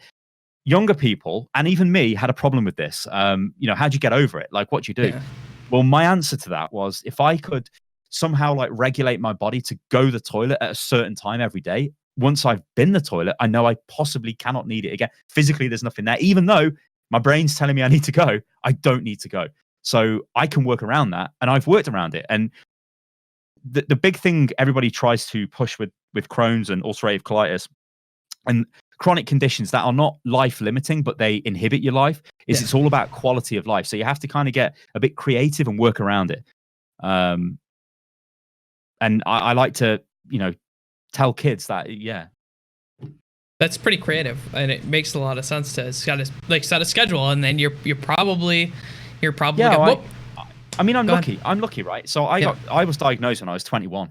People get diagnosed when they're 12. I've spoke to kids, and in fact, even at the Overwatch League finals, a family came up to me, and their child had Crohn's, and they were just talking to me about it, and I'm, let's go. I love talking about that. Let's talk about our medication and everything else. So it happens. Anything I can do, like to give. I feel like I have to give back, because that charity helped me a lot, and obviously the doctors and everybody in the UK helped me. We don't pay for this, but we do with our taxes. But we're not. I just feel like you want to give something back. Was it because you had all this help that makes you so outgoing and want to give back to the community, or is it something that you kind of grew up with, where your parents were like, "We don't like this is what you do. You help people out." Yeah. No. Well, I mean, my family, we were poor. Like we didn't have anything. Like everybody had to help each other. We were lucky to have a house, really. I mean, after my dad had his heart attack, obviously it was difficult financially. So we've always been the thing I noticed with my family, with my sisters and my parents and my uncles and such, is we are very like my parents are like my friends. They're not like, I'm not like, oh yes father, yes mother, it's like I'll be like, fuck off mom, we'll talk to each other like that. So we've always been like that, like a friendly sort of unit. But I think that was just because of we had to be, else we wouldn't have, well, I suppose not that we wouldn't have survived, but we wouldn't have got on. It would have been more difficult. Yeah, I think that I can agree with that. Actually, I remember my dad actually had a brain tumor when I was growing up. Which was pretty rough. And I remember being, because he had to quit his job. He used to work as a prison guard, which made a lot of money in the United States at the time. And so he had to quit his job. And I remember us being very, very poor. And I remember us getting help from the church. And it's a very enlightening experience, and it makes you look at the world kind of much like seeing death very differently. I look at people who are in the Overwatch scene, and sometimes when I see people buy shoes, it's the one thing where I see people who are buying super expensive shoes, and I'm like, I do that though. So this is the thing, right? You'd expect to become addicted to I don't know, class A drugs, but instead it's sneakers. It's sneakers. It's the only thing I do buy, and I always feel guilty when I do it. I'm like, but I've always okay. But you need to actually I actually think that that's not a bad thing. Even though I cringe inside, having something that you do want to spend, a lot of people do it with computers. Some people buy cars. I won't ever probably buy a super expensive car because I can't justify it. But there are certain guitars are probably the one thing where if I could buy a very nice expensive guitar, I probably would. Yeah, no, it's I remember we had the whole discussion with the Spitfire players spending their money on just Balenciaga gear, totally over the top, mega expensive stuff. And we were like, guys, this ain't gonna last forever. You need to save your money. I think Susie at the time put a system in place where she was making sure they were saving money and not just blowing it all. I mean, if I was their age and I had their contracts, I might be can you imagine being 18 and making that amount of money? Crazy, but Yeah, like for me, like honestly, I'm very frugal. I like buying the odd pair of trainers. The most expensive thing I've ever bought in my life was my car. It was £15,000, so it's not that expensive. That's not even that. That's like a new car. Yeah, it was a Nissan 370Z. I always wanted one, right? Ever since I was a kid, I always wanted one. And I remember that was sort of like the moment I felt like I'd like made it. I went into like a dealership, and I just was like, yeah, I've come to look at the 370Z, and the guy's like, yeah, sure, he brings a geezer over, we take it for a test drive. And I was like, yeah, I mean, I already knew I wanted to buy it. It was unit lost blue as well. It was the color of, I'm like, I've got to buy this car. And I just pay cash for it. I just paid for it all there. And I remember driving off with it thinking, what have I just done? Like, I've literally just spent, how much money have I just spent in one go? I couldn't believe it. You brought that, like, you just whip out, like, this much in cash and, like, pounds like, in the dude's probably like, what the hell? Is this kid a drug dealer or something? So, yeah. Oh, yeah, but hey, that was like, I like that car. I'll probably never sell that car. Like, I always wanted it, and I've always looked after it. But yeah, because of the UK's tax laws, it's very expensive to run. If you've got, because it's a 3.7 litre V6, so it's a lot of emissions come out of it. You have to pay £580 a year just to even drive the car. Yeah, it's expensive. That's a lot of pounds. So I kind of want to talk. We mentioned I knew we were going to get into this because definitely looking at your career in football and we've talked about the London Spitfire. You could look at the British Hurricane. You're a consultant for the London Spitfire. I believe that is what it is. What does that mean in English for all those out there? Yeah, like, what do you consult on? Okay, it's really complicated. So my relationship with C9 is really complicated. So I met, Nate Nanza introduced me to Jack in 2017 during the Overwatch World Cup Santa Monica qualifiers, which is a bit of a sad time now because I spent a lot of time with Internet Hulk there as well, Dennis. So Nate introduced me to Jack. And like, obviously everybody knows who Jack is. I'm like, that's Jack Etienne. And he's like, yo, hey. So we've got the London team, London Spitfire. And I'm like, all right. So they started telling me everything about the team. But we want to see if we can, like, we don't know anything about the UK. I'm like, what do you mean? They're like, we just don't know anything about the UK, but we've got the UK team. And I'm like, right. I said, well, okay, like, I can, I guess, be like a cheerleader or something for the team, maybe. And they're like, yeah, maybe that'll work. And then that was kind of the end of that conversation. And then you fast forward to BlizzCon that year. And after BlizzCon that year, that's when this was actually kind of a surreal moment. So I had, have you been to BlizzCon? I have not. This is my first year going. Oh, cool. In the arena, there is like a VIP area, but this is for, at the time it was for Overwatch League investors. And I got called to go into that, and the security obviously stopped me straight away. Like, who the hell are you? Like, get out of here. You needed a special Overwatch League lanyard to get in. So I got one smuggled to me, and I walked like into the place with to go and meet Jack to have a quick discussion. And there's these kids running around. I'm like, who are these kids? Oh, they're Elon Musk's kids. I'm like, what? What are they doing? Are they just like Overwatch? I'm like, what is going on? And then there's like Mike Morheim. There was Jeff there. There was like, I'm just like, what have I walked into? You just like, see dollar bills, like many. Yeah, there was a Chinese billions. guy. I forget who this guy's name was. And somebody said, you see that fellow, that gentleman over there? I was like, yeah, he's worth 20 billion. I was like, what? What have I walked into? I just make videos on Overwatch. This is mad, this world. But yeah, anyway, all of that stuff, we worked out like an agreement where I would come over and we would do some content when Overwatch League begins, and we'd also announce the team. Can you see this on my camera? You kind of can see it a little bit. This thing here. It's not actually in my frame, but hang on a second. I can. There you go. There it's you like go. That there. See that? Yeah. That's me next to a Spitfire with London Spitfire logo on. They were kind of entertaining the idea of how do you make content? What kind of content can we make on the team and all this stuff? So I said, what we should do is do an announcement video where we get a Spitfire. I'll fly around in the Spitfire and I'll announce the team in the cockpit.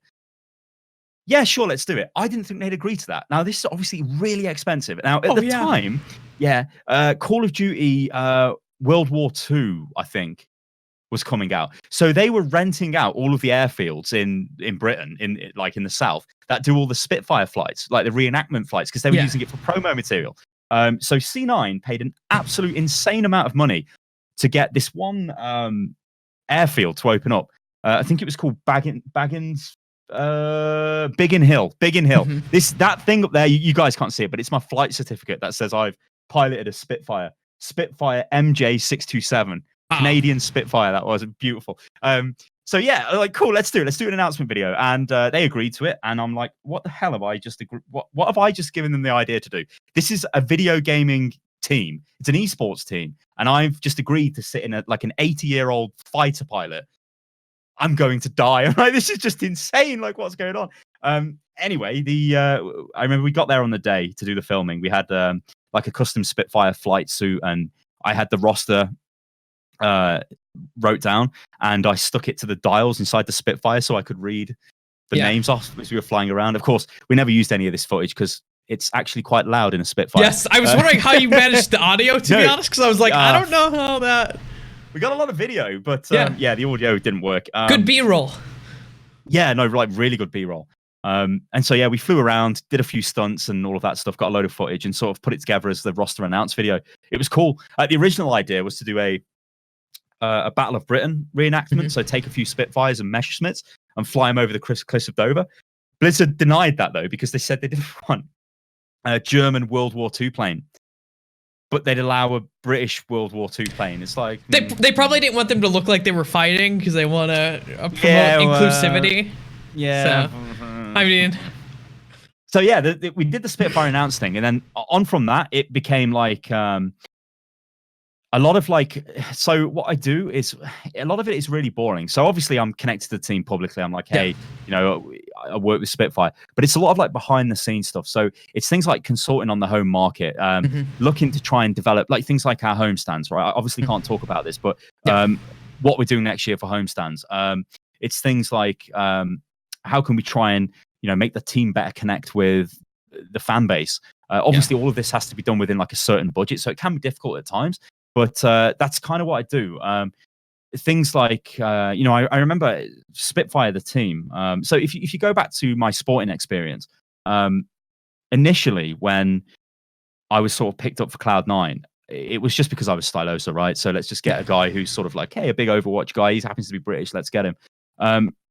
But I think we started to realize fairly soon that because I was nobody in esports, the sports in esports is kind of laughable to me because nobody, apart from the Koreans, although the Korean approach is a little bit different, it is actually competitive in the sense I expected them to be. It was very weird. It's difficult for me to explain. But I remember going in and thinking things need to kind of change here. This is a bit weird. I remember Spitfire lost, I think it was stage 2 finals. It might not. It was a fairly. It might have been a playoff game in one of the stages. And I remember going into the practice rooms in the arena, and everyone's just sitting quiet, nobody's saying anything. I remember walking in, what's going on? Come on, lads, what's going on? Nobody was. There was nothing. It's we've lost, but now we're not going to talk about it. I remember there was one of the coaches at the time was writing an apology letter, why they've lost, and I'm like, what the fuck is going on? We don't need this. We need don't worry about it. We've lost, but let's just fix it. That it was a very weird time. So all little bits and pieces like that. Things like the Spitfire when they moved to a house. I remember we started looking for houses because we realized the original setup we had for the players was too much of a Western approach. We gave them their own apartment. That's not how they wanted to live. We were a little bit naive and didn't realize that at the time. And so we started to look for a house. And the great story of the house is when we moved the players into that, a very nice place in Burbank it was. It was the best house on the street. Now, they often say, don't buy the best house on the street. Buy the worst one on the street. But yeah, it was a really nice house, and the team won the league.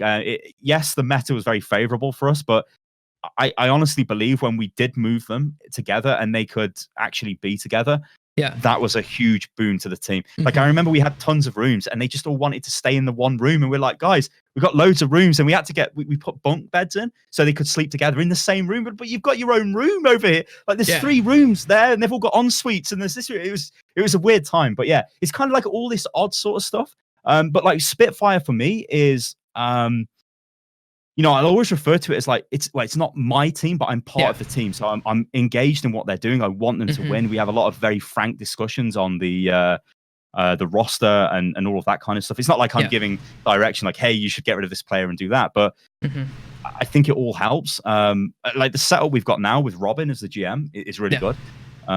It was great with Susie as well. In fact, Susie did a great job. I mean, they won the league, so Susie did an amazing job. But yeah, it's esports. Like, it's an interesting space because it's not how I expected it to be. You know, I expected it to be this sort of like.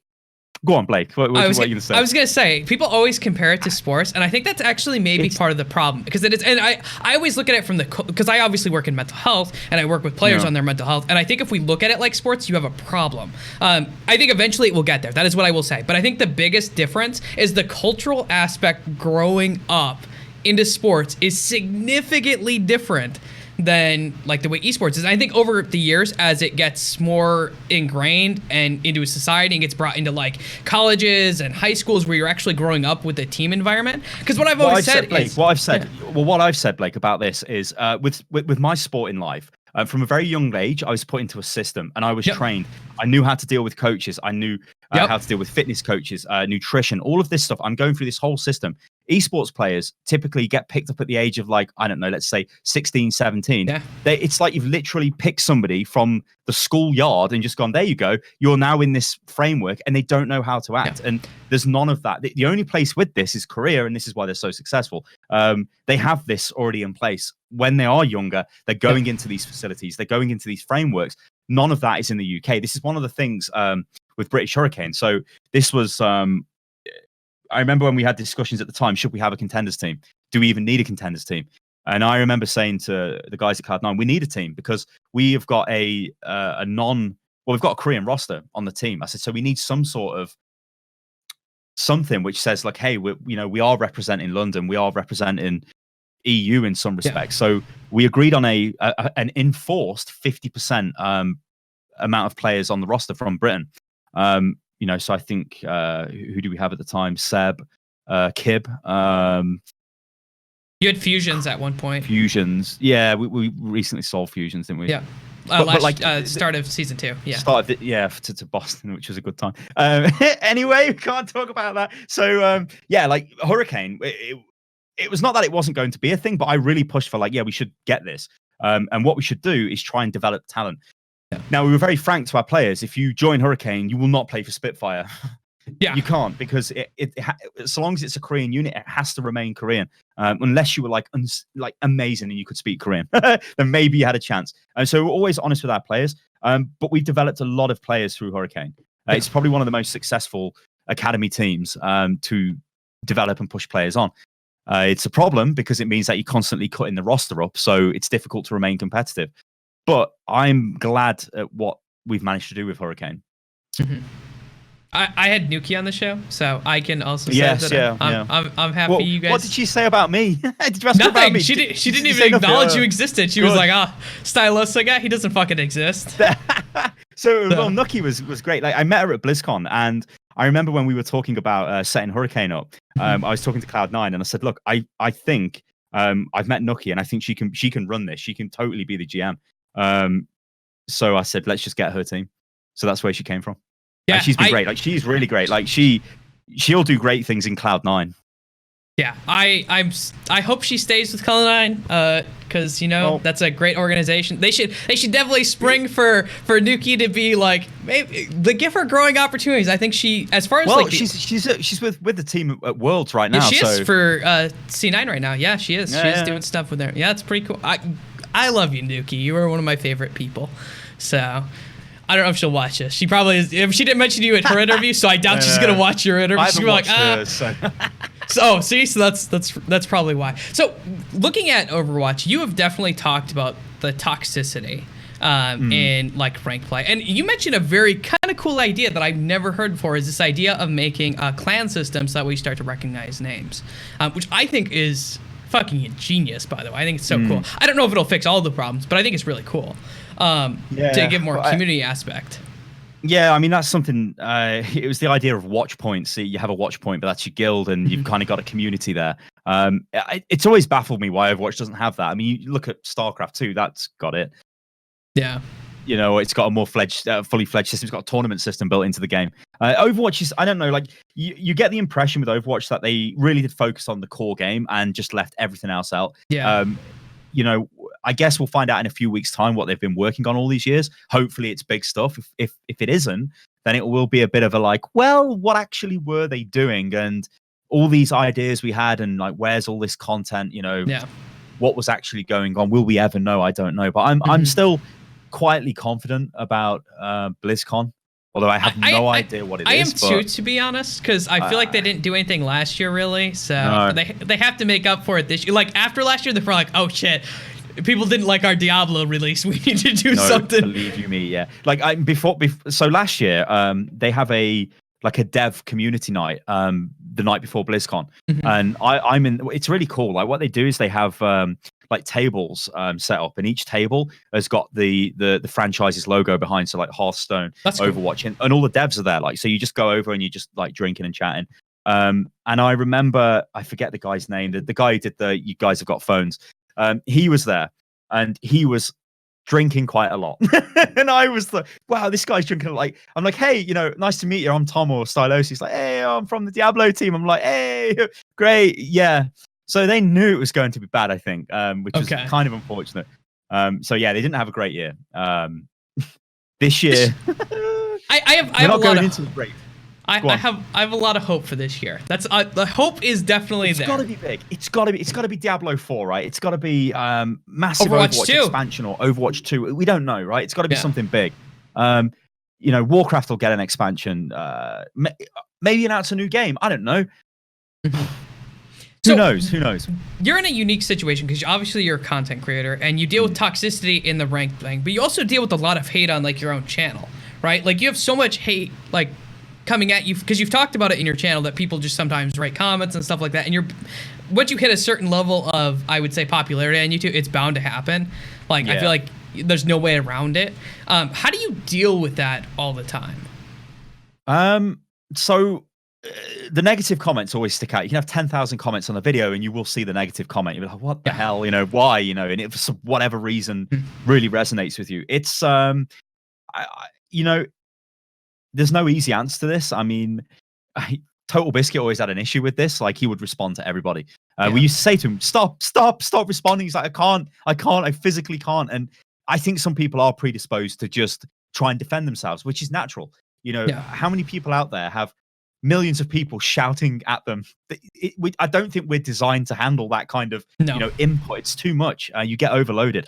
I think for me, because I've done it for so long now, I can just sort of gloss over it and be like, yeah, whatever, and just forget about it. On Twitter, if people start sending negative things to me, I'll just mute the person like fast. Whereas in the past, I might have gone, hey, no, you're wrong. On Reddit, back in the early days of Overwatch, there was a lot of you know, it's very trendy to hate on a YouTuber. So you would have things like, oh, this guy has stole my Reddit post and turned it into a video. And I remember one was really laughable. There was some guy who made a post that had like no upvotes. It was just nowhere, this post. And I'd made a video which was similar to the post that he'd made. So he links the video. You know, this post he made was months before the video I made, kind of mad stuff.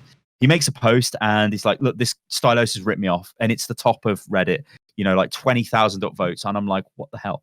I have not ripped this guy's thing off. So I go into the post and I start explaining, I have not ripped this guy's thing off. Turns out that they just attack you even more. So I should have just been quiet. Like, I literally hadn't taken this guy's video. Anybody with half a brain would have realized this. But people on Reddit just see the post and they're like, oh, yeah, let's upvote. And yeah, things like that can be kind of annoying. We refer to it as becoming Reddit famous, and it happens to everybody. You wake up in the morning like, oh, yeah, you know, the guys from Overwatch Central have become Reddit famous today, you know, or something like that happens. It's like, yeah, it's you just kind of have to develop thick skin, but there's no easy answer to it. Everybody will be different. And you always want, I mean, think of it, if you're creating something and putting it out and people are being so negative on it, it does affect you on a level. So it is a difficult one to deal with, but I think it's just, for me, it's just time. I've just done it for so long now that you just, I will get annoyed sometimes. I will respond to people on Twitter sometimes. I will respond on YouTube comments and such, but it's less than it would have been in the past. Yeah, I mean, that makes sense. So I have to ask, like, a lot of people talk about like the streamer lifestyle, the YouTube lifestyle. You don't really have a lot of time for extracurricular, but you mentioned earlier you go mountain biking sometimes or dirt biking. I imagine that you probably have, it seems like you actually divvy out time for yourself for the important things that are in your life. Did you have to make that a conscious effort, or was that something early on you realized you had to do? No, I had to make it a conscious effort. I think I suffer from just, I'll focus on one thing too much and I won't let it go, and I'll just keep working and working and working. I started to realize it was affecting me, my health. I think it was making my Crohn's worse as well at the time. So I made a conscious decision I need to start getting some physical activity back. I'd always been really active with the football and all the stuff I'd done in the past. So my unhealthiest period would have been, starting the YouTube channel, Crohn's, whatever, but just like not eating properly, not really exercising, not really looking after myself. I got the mountain bike. Like the great tragedy is I live next to a really highly rated black and red graded mountain bike place, trail center. So it's actually being used for the Commonwealth Games in 2022, I think. So cool. It's a really great center, but I'd never actually used it, even though I live 10 minutes away from the place. And I just thought to myself one day, look, I need to get fit. I hate the gym. I actually hate the gym. I don't like going to the gym. So what can I do? And I thought, you know what, I'll get a mountain bike. So I bought a mountain bike, which was not fit for purpose at all. Like I'd rode bikes before. I used to ride BMX bikes, in the half pipes and whatever when I was younger. But I got this mountain bike and I took it out and I broke the bike. And I was really gutted because it cost me a few £100. And I'm like, I can't really afford to lose this money. So I took it back to the store where I bought it from and said, it's broke. And they said, how did you break it? And I told them what I did with it. And they went, you're stupid. I'm like, why did I tell them what I've just done with it? But they luckily gave me my money back. So I'm like, thanks, guys. They took the bike off me. I waited a few more months after that, got some more money together and bought a Cannondale bike. So, a much more expensive mountain bike. And I've had that ever since. And it's almost like my Zen zone. Yeah. I just sort of get on the bike. I don't listen to music. I just pedal. And you come up, it's almost like I'm in the shower. I come up with all these crazy ideas. Hey, why don't I do this? Why don't I do that? Let's try this. Whereas when I'm sitting here, time can go quicker and nothing can generally happen. It's really weird, it's weird. But I think it just mentally resets me and gives me a physical sort of energy injection. Okay. I like that. So you obviously come up with almost, you call them kind of crazy ideas, right? Where you're like, you got your YouTube and you have, I mean, that's to be fair. Have you always been that type of person who you're like, oh, I just have this crazy idea, let's do it?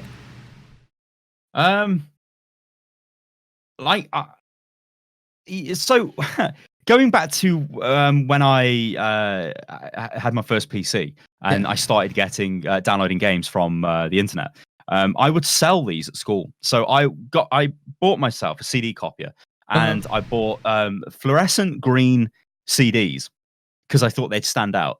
And I would copy games onto them, like copy the ISO, and then I would sell them at the lunch break. So I think I've always had this sort of like random sort of like, let's try and like do so. I don't know. It was weird. And the only do you know the reason why I did that? So this is going to sound really cheesy, but it was to save money to buy Christmas presents for my family. That is like the most Robin Hood thing I've ever heard. Yeah. It's like take from the man and give to the whatever. But that's what I did, right? And I think I've always kind of had that sort of like I think I would be actually terrible if I worked for somebody, because I don't think it's not like I think I've got the right idea, but I'm just so used to like doing my own thing. I think it would be very hard for me to like work under somebody.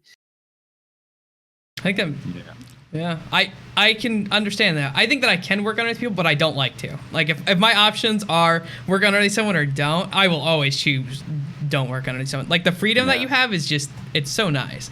So and you're also responsible, also pressure. which is there's a lot. You're responsible and the pressure's on you.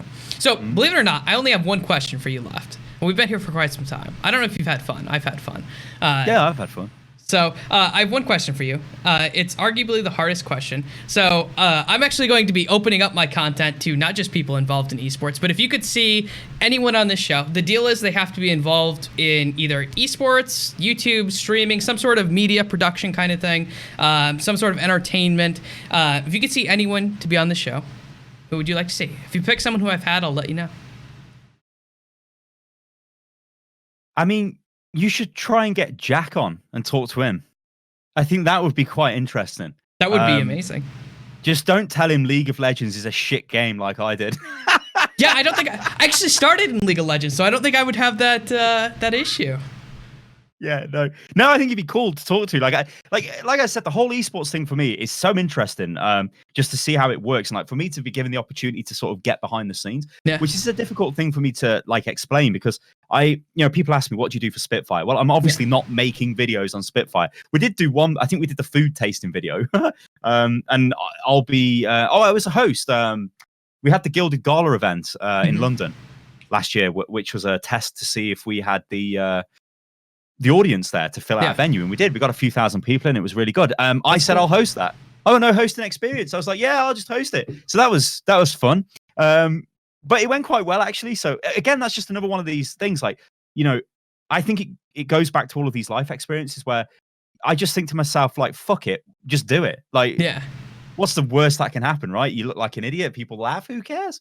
So I don't know, like it's been an interesting ride so far. Where it will go in the future, I don't know. Cloud9 has been great. Spitfire has been great. Next year is going to be really interesting with Overwatch League. That's going to be really, really interesting. I don't know, man. I mean, it's exciting. Like I feel like I make it sound like it's boring. It's like, well, this is really boring. What the hell am I doing? Like this whole thing is like it's so surreal to me. Like. With the Overwatch Esports, I watched the Atlantic Showdown in Germany, which was the first Western LAN at Gamescom.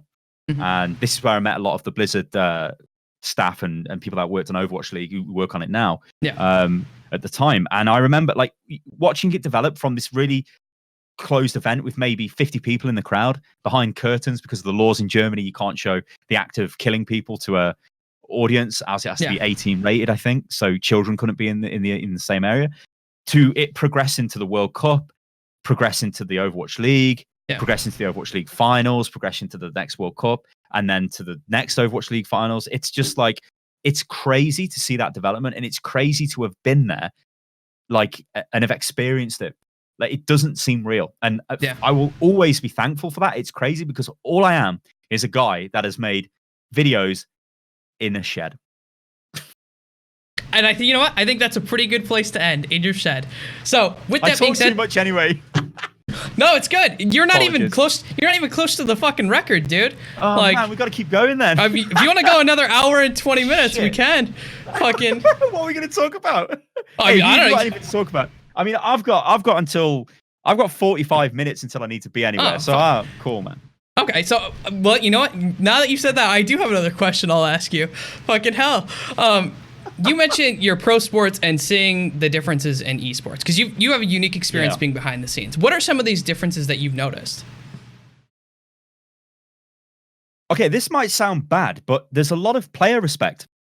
In esports, players respect each other. I absolutely fucking hated anybody who played against me. Like, they were the enemy. You don't mix with these people. You go out there to destroy them. So I really like it when players try and intimidate each other, right? Yeah. Like if you're okay, so what Dogman did to Cruz, I think was a bit cheesy, where he stood up, you're a feeder and all of this, but that's along the same kind of lines of like, that's actually really cool, right? I like to see that bit of spice. I want to see that banter. We're out here to win. We're not out here to be friends. We're London Spitfire. We don't give a shit about San Francisco Shock. We want to beat them, not go out there and be like, oh, we're all friendly with each other. It's like, no, like to me, that was a bit of an eye-opener, I'd say. I think like Do you think it'll get there? Like- Because I don't. I don't think that. I don't know if the audience is the same audience. No, that's the problem. I think things like the franchise system, so like the Overwatch League, I think it will be difficult because you're never going to get players being intimidating or intense sort of aggression or showing anything like that because Blizzard wouldn't allow that. You do see it in CS:GO sometimes. There was the Call of Duty thing in London where the crowd were, I think they were calling phase wankers or something. I don't know. Like that type of stuff, that's like really hype.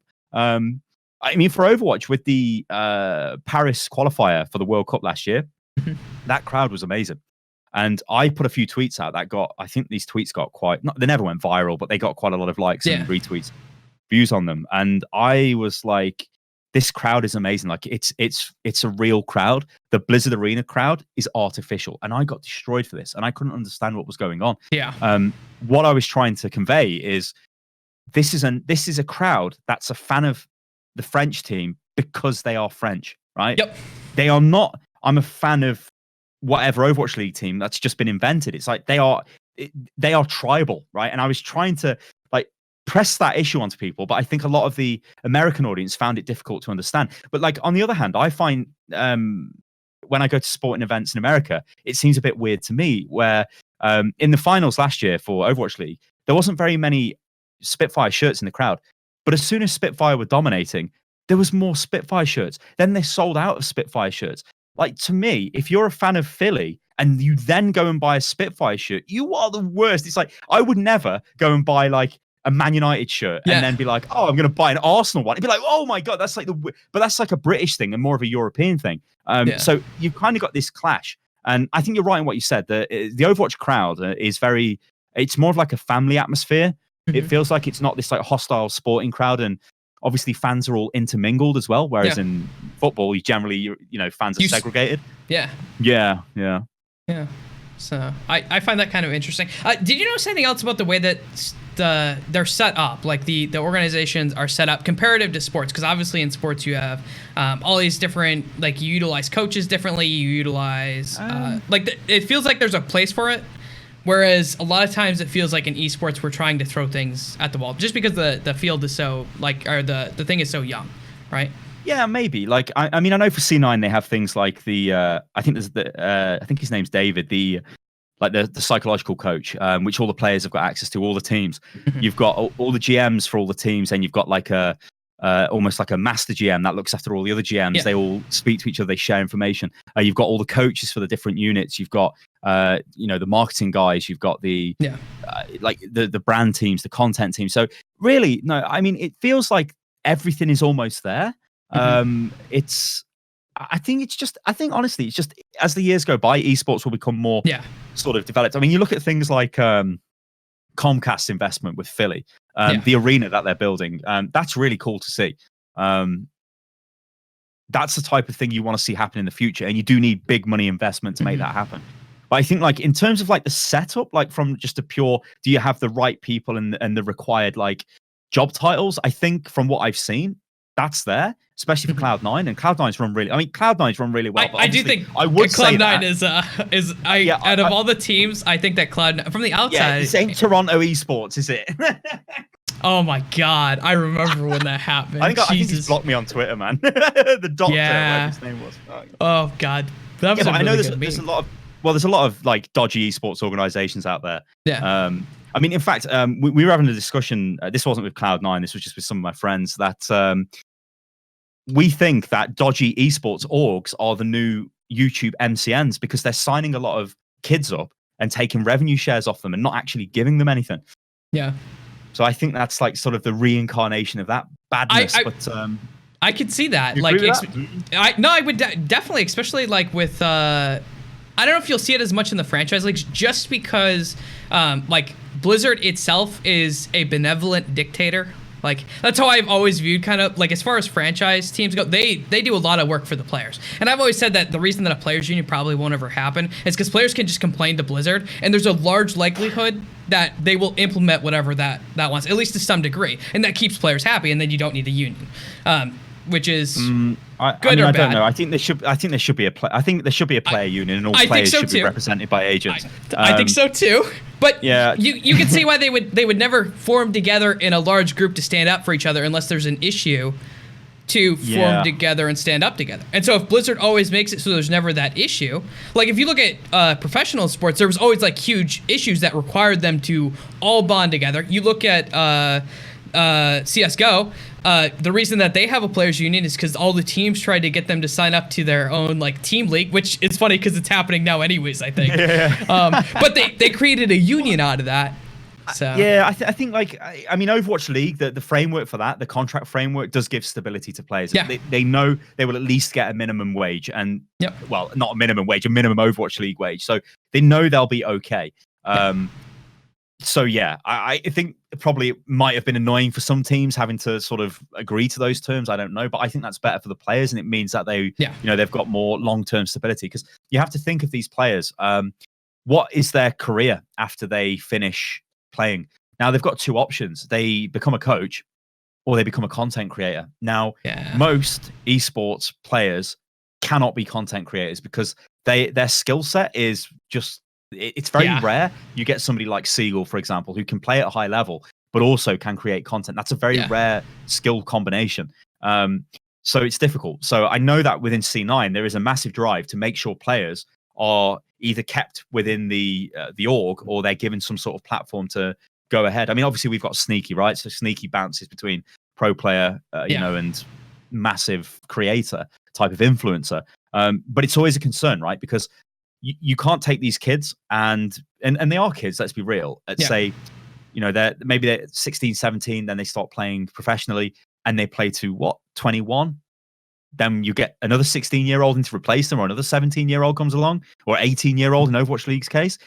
That's got to be difficult, right? Where do these players go? You can already see it now with, if you look at some of the players in OWL, Hagopen, Hureg, I guess, even though he was playing for Gen G, I think now. I think he was in Gauntlet. These are players that have already bounced around, but they're quite old players now. Where do they go from here? Like, what's their career after this? I would argue that they can't also be coaches. I think that it takes... It does, yeah. It's the same as creative. Right? You have to have a certain skill set. Yeah. I agree. I totally agree. Honestly, I agree with that. And what I would tell any kids who are I'm going to interrupt you again here, Blake. Blake, I'm interrupting you. Like, Chris, you know Christopher? Yeah. He's a Philly assistant coach. Yeah. He was. I remember taking a taxi ride with Chris. A few years ago, this was. It was. I think we were off to go to a World Cup thing, and he was in the taxi with me. And actually, it was a press thing. Blizzard organised a press thing in the UK. It would have been like 2 years ago now, 2017. And I took the team down to do some interviews with like Radio 1, which is a big radio station in the UK, and the BBC, and all of this stuff. We had this really swanky press room set up. And I remember saying to Chris at the time, I said, Chris, you do realize you are a coach. I said, you are like giving the same level of input. And in fact, sometimes it was better than the coaches we had, although Hayes is still a legend of a coach. But like, Chris, you could just tell. And I remember saying to him, Chris, you're a coach, man. I'm like, you need to retire. And he's like, because he always kind of joked that, he was a bad player. He was never a bad player. But you could just tell he was a coach. So I remember when all of the Philly stuff was going through, it was like, I told you so. You are a coach. People found it maybe a little bit strange from the outside, but from knowing him and the way he brings a team together and the way he can communicate his ideas, you just could tell he was a coach. He was, I think, to use a sporting analogy, he would have been a captain of a team. Like, he was like, you know, he knew what he was talking about, and he would bring players together. So you do see it, but it is rare. It is rare that you get.